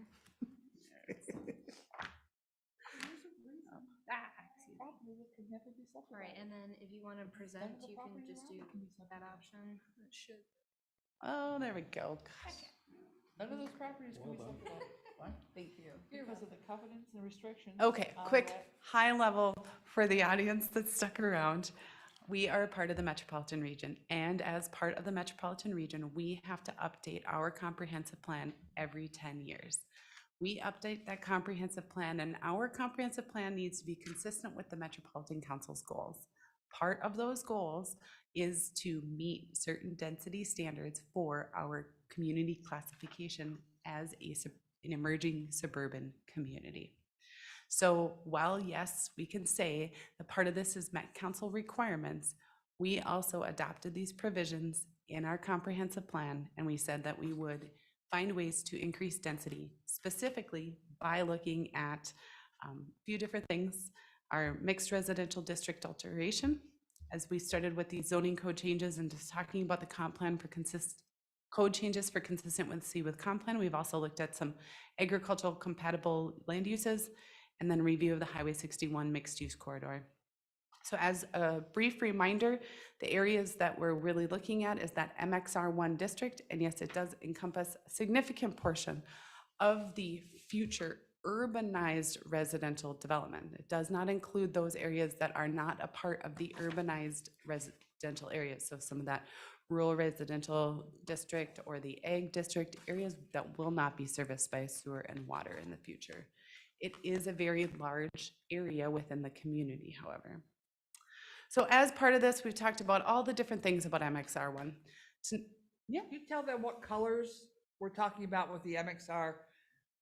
Because Yep, we're talking about the peach area. So just for reference, this is Shadow Creek. So pretty much everything to the east and south, even some of the subject properties here tonight of the landowners. This would be. Abby, you don't have any pointer here that tells them where Shadow Creek is. Oh, I'm sorry. I was, of course, We know where it is. right There here. we are. There's Shadow Creek. Everything that's peach is the MXR1 district. So all of the areas to the east of Shadow Creek, just to the south. We're also looking at the Headwaters development area and just to the south of Headwaters as well. We have a little bit of pocket up in the northwest corner as well of the city. So it does represent a pretty large land area right on the fringe of that more traditional urban community and more traditional rural community. So as part of that discussion, we've talked about garage forward design and what that really means. There's been some expressed interest of whether or not we want to encourage or discourage or kind of reduce that garage forward design.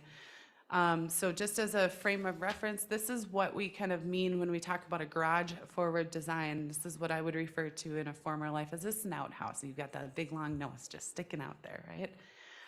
There are other types of garage forward design that aren't as prevalent, but when we've been looking at these two, there's ones that it's really garage forward, and then there's ones that are garage forward, but also that it's a dominant garage, that there's more percentage of that garage front than living front.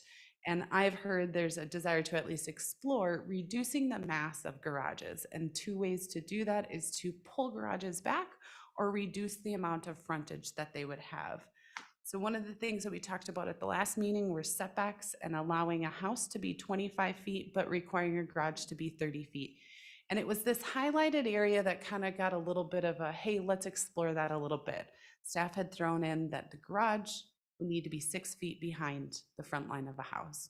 The whole idea is we would require some sort of recessed design. So this is a pretty typical recessed design. This portion of the garage, maybe this portion, is about 6 feet behind that front porch. Again, you're placing that focus on the house and you're pushing that garage design back. Some different ways to do this and look at garage setbacks and design is to require detached garages, and everybody can laugh, ha ha ha, we live in Minnesota. How would we ever detach garages? It happens, that's one tool. Require recess. there's a large part of the US north of the Mason-Dixon that has detached garages. There is. And I think it's also that, you know, is a garage a right in a place like this? Do we have to have them attached? I don't know.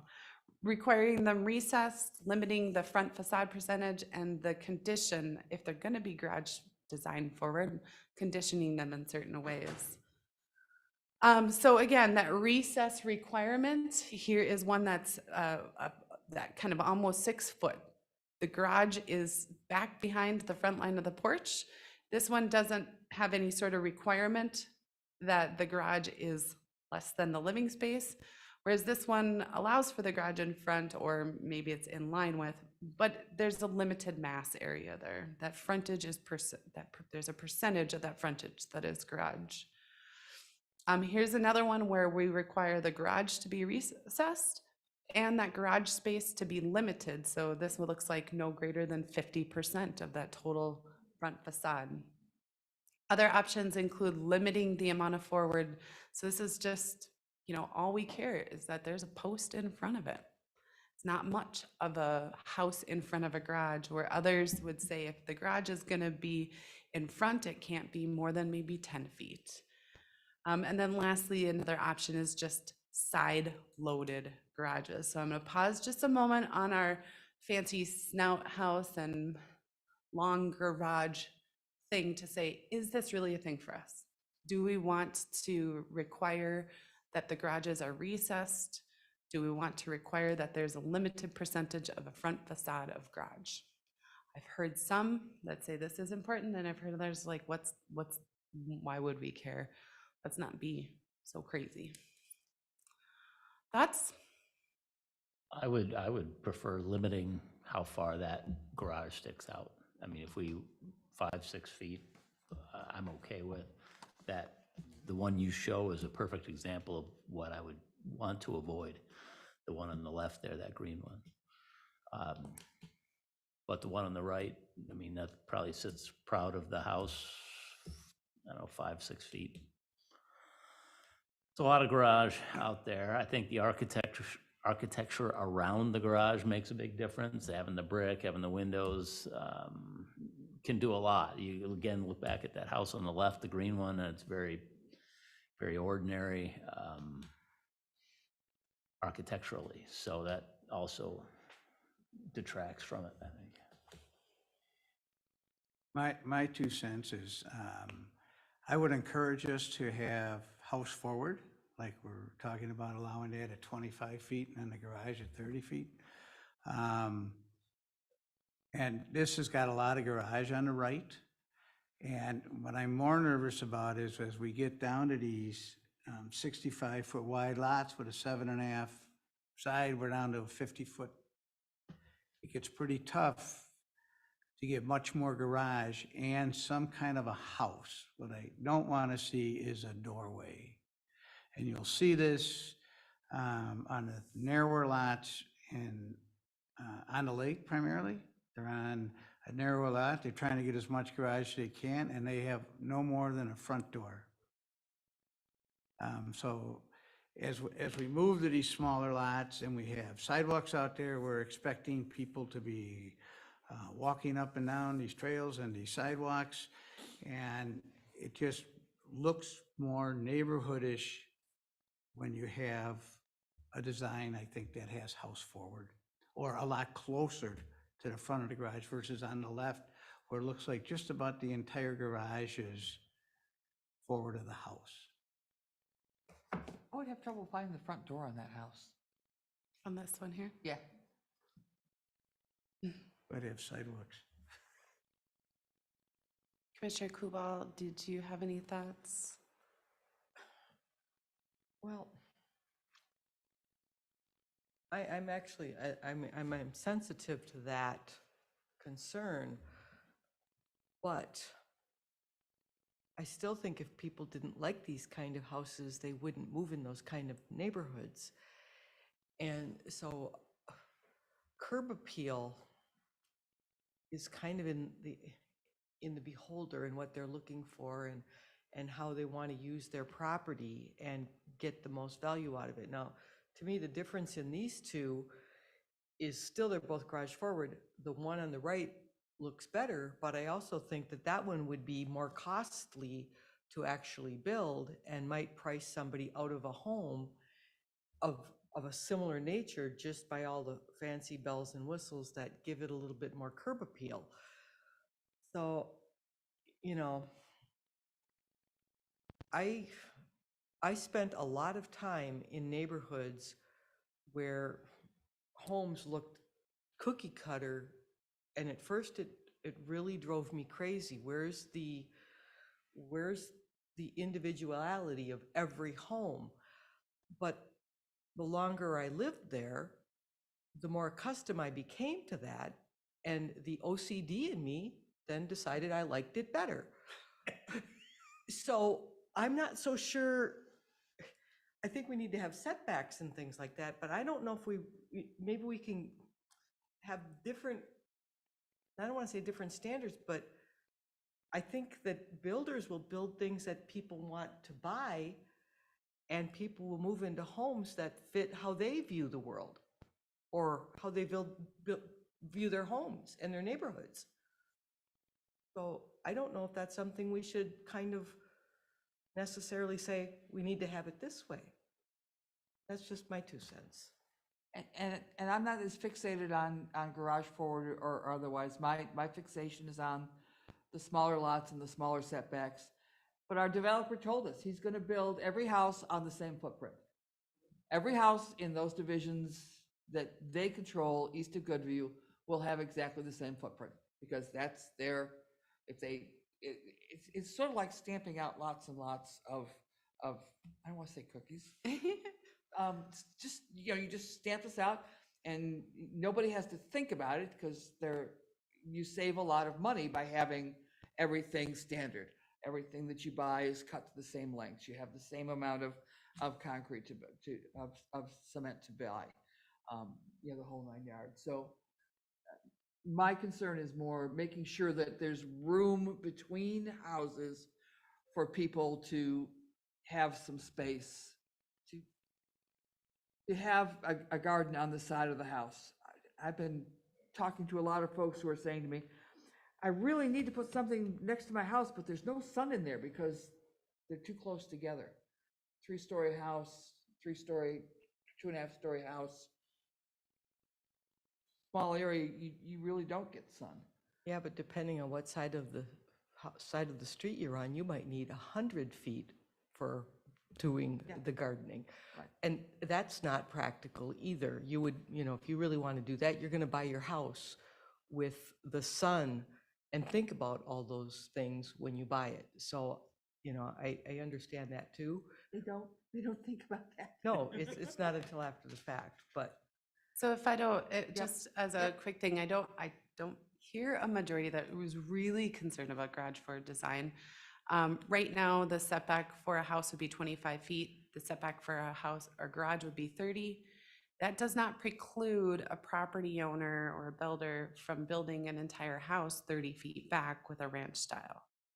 Right. And so as long as we're okay with that, then we all know that maybe could encourage some more design considerations, where some could be ranch set 30 feet back, some could be closer to the street with the house, but the garage is recessed. Okay. All right, I'm gonna just keep on trucking along then. The other thing that we've been talking about is agricultural compatible complementary land uses. So we talked about how we can preserve some of our rural agricultural values while we do still have that increased development pressure. And so this is really not so much those areas that are guided for the MXR1, but those areas that are really guided for the agricultural zone. So we're really looking at true far southwest, for the most part, of Forest Lake, even maybe some south on the west side of Highway 61. So we talked about how we might be able to do that, and a couple things that the commission had kind of settled on. We're looking at accessory dwelling units, event wedding venues, and the possibility of winery, distillery, breweries. So again, these would be things that could help offset an existing farming practices or a family farm that may not want to farm anymore, but may need some sort of complementary or supplemental income. So moving into accessory dwelling units, we talked about that these would be a smaller independent residential dwelling unit located on the same lot as a standalone detached single-family home. The materials that were included for your packet today, those did also improve a little bit on that definition, requiring that they would be constructed on a permanent foundation.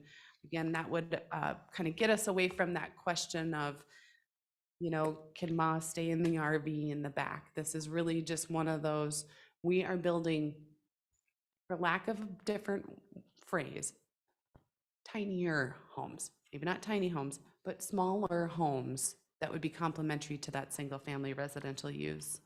So at our last meeting, we talked about just those We would allow them in the agricultural and potentially rural residential zoning district. The materials that were sent out to you and the additional supplement on Friday afternoon or Friday, I can give you a paper copy before you leave that it? tonight. That is it. Perfect. I got it tonight. That we would first start with the agricultural district, and it seems like there's popularity, we'd look into the rural residential district. We would require these on homesteaded properties, and that the property needs to have a minimum lot area of 5 acres. The idea being we need a more significantly sized lot than allowing them on smaller urban lots for sure, but lots that might not be able to accommodate this additional dwelling unit. So earlier tonight, you looked at a parcel of land and they were having some septic challenges. 5 acres or greater are more than likely going to be able to meet some of those demands that an additional dwelling could place upon a property. Abby, on Yeah. what is our minimum acreage on a rural residential, do you know? Is it? I On don't- rural residential, it's 5. It is 5. So if we decided to change this and go with both agricultural and rural residential, we wouldn't have to have a standard for both. It would be 5 acres regardless of those 2 districts. Thank you. Only one of these would be permitted per eligible property regardless of acreage. I know there was concern about building tiny house communes and party areas and that sort of thing. I think it's reasonable to say we can provide for an additional living unit for a family member, or maybe a rental, or some sort of agro-tourism B&B. Who knows? But we wouldn't want to start off with more than one. This would be just a slow start, and maybe we'd consider differently in the future. They would have shared driveway access and shared utilities, and those utility connections could go through the primary residence. This is more of that's written down, but then we would also charge our water and our sewer connection fees as per any other dwelling unit. We start to talk about footprint size. We indicate that the footprint, We wouldn't have sack and whack on, probably not in those I agricultural don't think we districts. have either. Maybe the fringe hits sewer, but there'd be no water. And I'm not sure the applicability, but we, Because there's no sack and whack if you're doing a septic in a well, correct? Correct. there you go. Thank you. Where the services would be available, you'd have those connection charges. The footprint would not exceed 800 square feet. So again, we're trying to limit the size. Yes, Commissioner Young. I'm seeing here the square footage size shall not exceed 75% of the principal dwelling square footage. And that seems pretty big to me. Ditto with Okay. the one down the maximum second floor. So basically, you've got 2 full-size houses on a 5-acre lot. Well, so you'd have a footprint size of 800 square feet, Okay? and the total size of a structure, so first floor, second floor, could not exceed 75%. We certainly can reduce both of those numbers. I'm more, so you've got a 3,000 square foot footprint of the primary structure. Does it go by the 75% or does it go by the 800 square feet? It would be 800 square feet would be your maximum footprint size. Whichever is more restrictive. We can reevaluate those 2 standards. I'm just, So what I to would, me, they're very different. Sure. And so if I was thinking about building something, I would say, oh, I can do 75% of my principal structure. you could do 75% of your principal structure, but your footprint could not exceed 800 square feet. So it's probably a either or circumstance, and we can reevaluate that. I don't care if it's reevaluated, I just need it to be clear. Yep. Which it is. Yeah, well, So, Well, Could be both. no, It could be it's if it's a whatever one's more two-story. restricted. So let's say you have somebody who has an 800 square foot house currently. Mhm. The max they could build would be 600 square feet because that's 75%. and But They they've can't got- build an 800. but if they had a 3,000 square foot home, they could have a footprint of 800 square feet with maybe that second story that adds additional living space to not exceed 75% of the primary residence. maybe that's all too confusing and we just say, these can't be greater than 800 combined square feet. Can Or I 500. just make another comment on this? So, you know, as you think about like practically speaking, if I have questions and I'm a property owner, you're gonna have to file a building permit regardless of the regulations, or you should be, right? Thank you. Or you're gonna get a stop work order, and you're gonna have a zoning review of the requests. And so the zoning department at that time could be assessing, okay, you know, and at that time of the building permit application, if you're doing things correctly, you're gonna be receiving a phone call from the zoning department saying, hey, it looks like you're proposing to do something that's not quite in line with the city code, and here's how you can adjust it to meet it. But the And- but- 800 is a footprint, and the 75% is a living area square footage. So they're two different calculations, and apples and oranges, and you're thinking they're both apples and apples, I think. Well, But we've they're got both it, we've got the, limiting. One, I mean, this additional dwelling unit may be just a one-story unit, so the 800 could be both, but the living area still has to fall within the 75% of what the primary is, and it could still be the 800.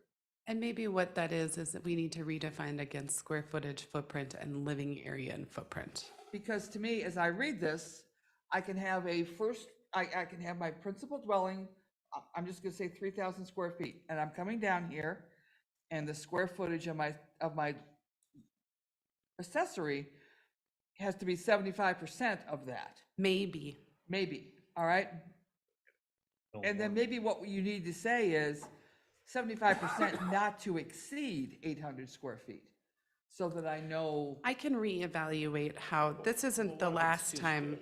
Story. 'cause That's down there in the second, there's Okay, a second, okay. they've got Okay. the second story on here. Okay. With the None of second us are story as not rich to as exceed you, Susan. 75% of the primary. Right. The idea being to None have of us are some, as rich as you, building 2,200 square foot accessory dwelling. Have you seen some of the stuff that's going up on 200th? yeah, Oh, my stars and garters. yeah, these aren't small houses that we're building anymore.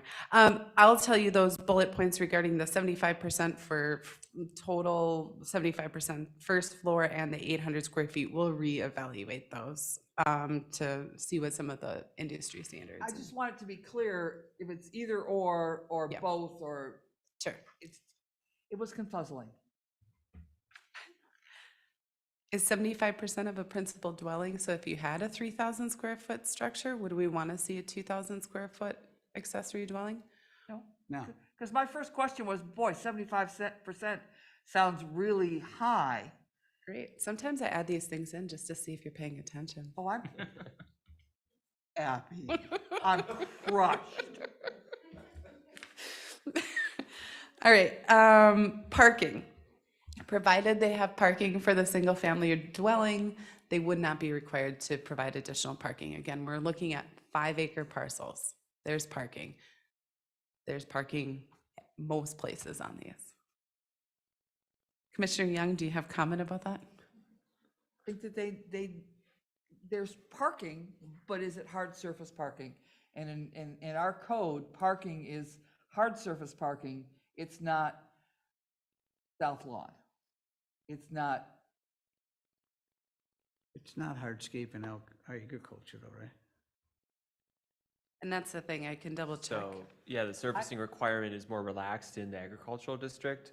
I still think you're gonna typically have a surface, you're not not gonna, on the rural require- estate. Rural estate, I believe, they do require hard surface. We can look into that. They require, Of requiring a surfacing material, if that's something that's concerning to the commission. Anyone? Anyone care? Anyone? No? It's getting late. Principal structure, again, same water and sewer or septic connection, again, that we're connecting to the same utility, so we can't split these two houses apart in the future. And then meet minimum building code requirements. A lot of the other stuff that you see in the code sections that I included were clean up. You know, a lot of areas will say, you can or cannot do this. A lot of these are, with the exception of an accessory dwelling unit, you can't live in an outbuilding. Go ahead, Going Commissioner back to Stewart. the septic, are we concerned, like, you know, they built this house originally, they got their septic system in. Now they decide to build this accessory dwelling unit. mean, do they have to be They- able to prove that it's Yes. properly designed to adequate for both? Okay. Yes, yep, and that is something that is a requirement of our building code to make sure that they are adequately serviced by the sewage system, whatever that may be, either septic or sewer, even sewer line connections can sometimes be undersized. So staff has a little bit of direction, some edits that was so far was, hey, we're keeping moving forward with this. Any additional thoughts or comments you might have regarding this? When we get to, if we decide to do rural residential. Yep. And ag might be the same, you only get so many structures per. There is, So I think at 5 acre, you only get one accessory structure. you get two, and that's where we did indicate on the last page of the, I'll double check on that one. We Not intended, including a single permitted accessory structure, the maximum number of accessory structures is as follows, but it doesn't say anything. I think it's as follows, and it's a ... There's two total, I believe. I only included the size, but I can include that language for you so you know what that limitation is.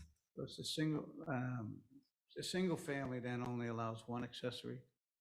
Correct, or a detached garage and a small shed. So it's those Regardless two. of acreage? When it comes to the agricultural, I think it's 2 detached buildings plus a shed. So Right.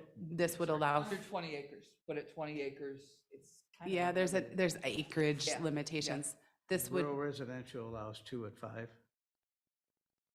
I would have to, we can get you that We just information. need to check that. Yep, we can, the intent was to allow for these in addition to the outbuildings you might have as part of your agricultural operations. I have enough direction. I'm just gonna quickly, I had showed you earlier this year code amendment. Yes, Commissioner Young. I just need to call out and one more time because we went through there really fast. G1A1. G1A1. We are doubling our density by saying that a sewer and watered lot shall be 7,500 square feet instead of 15,000 square feet. I didn't go through the actual MXR Right, code and- changes, but- so. But I just, that's something that I will continue to call out, that we are looking at really significantly increased density for everything that we're building from now forward. Everything that would be built in the MXR1, these would be the minimum standards. Yeah. Yep. They could go bigger if they wanted. On that note, they could. It's a fact. It is a minimum standard. Earlier this year, we talked about this code amendment process. We discussed in August, review an ordinance in September. We don't consider an ordinance at last month's meeting, and we'd be adopting an ordinance today. Ha, ha, ha, ha. Or considering adoption today. We have an updated kind of MXR and ADU code amendment process.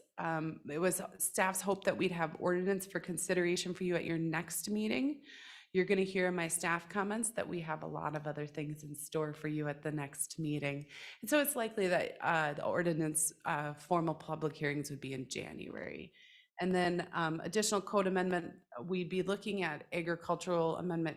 The whole idea of wineries, distilleries, that sort of stuff is going to take a little bit more flushing of some of those appropriate standards that we'd want to see in those. So that's going to take a little bit more time, and I wanted to kind of get through MXR1, ADU, put that to bed, then move into some of this other agricultural compatible land uses. So those aren't off the table right now, but we're going to just slow up on those to kind of get through with MXR1 and ADU.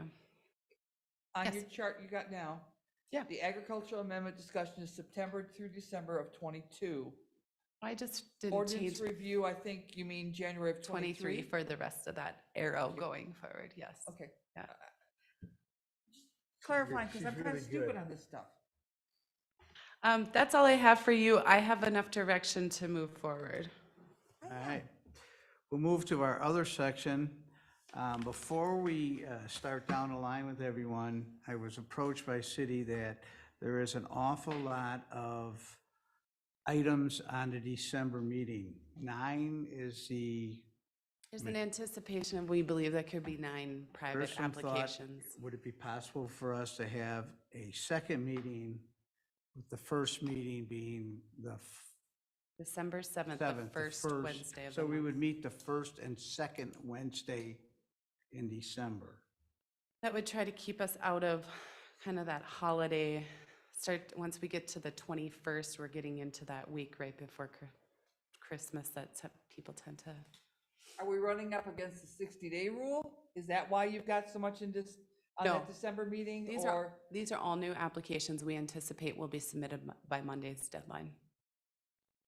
So it's we can't push them into January because of the 60-day rule. We could, it's just generally we try to review our applications in a timely fashion. Yes, we have 60 days. However, we do have an obligation to kind of process things. I understand that, but folks that have applications know that we meet twice a month. I mean, yeah, I'll be here, but it would be good if this was not to become the norm. No, I mean, the reason that the consideration for an additional meeting is because we cancel a meeting in December. We don't traditionally have 2 meetings in November and December. If we had 2 meetings, I think that would have spaced out some of these application submissions. And it's not that we cancel the meeting, it's that, like most other organizations, we tend not to meet in the last 2 weeks of November and the last 2 weeks of December. That's Land use and planning doesn't stop for holidays, right? those engineering firms, yes, sir. They're pretty vacant. Yeah, they all work from home now, so. Yeah. So is December 7th, I really want to know, can we get a quorum here? Well, yeah, and Gotta check my calendar out. we won't know until Monday what that workload is. Tuesday, we'll be spending our morning going through things with a fine-tooth comb to see if they are complete application submittals, because if they're not complete, we really don't want to be even bringing them forth before you. The Shadow Creek tonight, we had already scheduled that public hearing. We wanted to get some of those big things out into your eye, but really we want, if we have the opportunity or there's an application submittal missing something, we would push them into January or a later date when we'd have a complete submission. We do know we have 2 complete ones right now. And developers have been meeting with us and saying, yeah, we're coming in. So that's why we're anticipating 8, 9, 10 applications. I know that I have a really ugly St. Paul City Council meeting on December 7th. They start at 3:30. It is my hope that I will be high in the agenda and I will be out of there at a reasonable time. But it sounds like Commissioner Young can't be guaranteed, and that is Right. just fine. I What el- hope I'd be here by 8 or 8:30. Please do, dear goddess. What we can do is after we hear on Monday what our application submittal is, we go through them on Tuesday. We might make some personal phone calls to see your availability if we need to have that meeting, that additional meeting in December. It would be our hope to front load that meeting in December, that it would be a lot of those really easier items that we can process pretty quickly, maybe a few innocuous site plan reviews. We do have at least one, if not 2 zoning text amendments. One may be a little easier than another or something. We'd try to really tailor that so that additional meeting, ideally, neither of them would go to 9:30, but. I'll try. Hey, last time I got surprised. You know, Right. I thought I was. We will do our best we will reach out to you early next week to confirm, but if you could check your calendars for your availability and let us know if you don't think you could be here. I would agree with Chair Gerard that we can't schedule the meeting if we don't have a quorum, so. And I can check with the other commissioners that aren't here tonight. All right, so moving on the other, do we have Councilperson Munson here this evening? He's not here. All right, then we'll start with Abby. Anything else for us? No, other than the last meeting, you talked, we heard some concern about an email that you got from payroll or BSNA. So what had happened is when the city switched you to city issued emails, because you are compensated generously, right? I think, for the record, it is a very nominal fee to be here tonight. I think it breaks down to poverty wages when you're volunteering We're not for even us. close to poverty. Right. But Apparently Forest Lake does not have a minimum wage ordinance. so we, well, it's a volunteer stipend, folks. Anyways, Moving on. moving on. When you receive those, our payroll folks updated their records to include your new city email in their payroll system. And that was your first email that went out from BSNA. You may have received another one from Katie Smith directly, or FL Payroll or HR, I'm not sure, that says, hey, that was us. Don't worry, it's not spam. Let us know if you keep receiving any sort of funky emails. Forward them even to us. We can explore that for you. I know that there's still a couple commissioners that are having trouble with their email. We did try, Mr. Gerards tonight, Chair Gerards tonight, I'd encourage you to click on Outlook when you get home tonight and see if that works in a different environment. If not, we do. It did work here. If not, we can get you in touch with our IT to try to see if we can get you guys set up. No, because when you call IT, they don't answer the phone and they say that they'll call you back, but then they don't call you back, so you, never mind. Okay, well, We're not special. Give you a lifeline, Susan. there you go. That's all I have tonight, Chair. Okay, thank you. I got names. Questions for Abby? No. All right. Nathan? No updates from me, thank you. Thank you. Ken? It's been about 6 weeks. I'm still enjoying it, so it's, We'd like to hear we you. haven't Keep scared showing off up. yet. You've got a couple of new ordinances on the agenda, correct? They're an animal waste management ordinance. Those are requirements as part of our MS4 permitting requirements, and so they've been filtered through Public Works.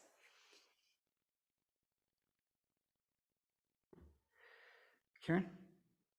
No updates really, except to say that elections went very smoothly. So happy about that. It was good. Geneva? Well, I would just like to say thank you guys for staying for this whole meeting. And I'm actually kind of new on the Planning Commission, and I really want to hear from people. And I know it's not always comfortable for people to get up, but thank you. We're listening. We hear. Can I just piggyback really quick for those that are in the room and those that are online? We do have a vacancy on the commission, and applications can be accepted at any time for those that like to read the comp plan in their free time. Hint. And who may have deep ties to the community. That's right. That'd be more your style. I don't know what was said when I was out, but I'm gonna say thank you. Don, anything? No, nothing. Susan? Chair is nothing. The chair is looking for a motion to adjourn. So moved. Have a motion, do I have a second? Susan always looks to me to second, so I'll second. It's a non-debatable motion, so I'll call the question. All those in favor signify by saying aye. Aye. Aye. Opposed? Abstention? Motion carries unanimously. Thank you all for your service this evening. Thank you for the city for attending with smiles.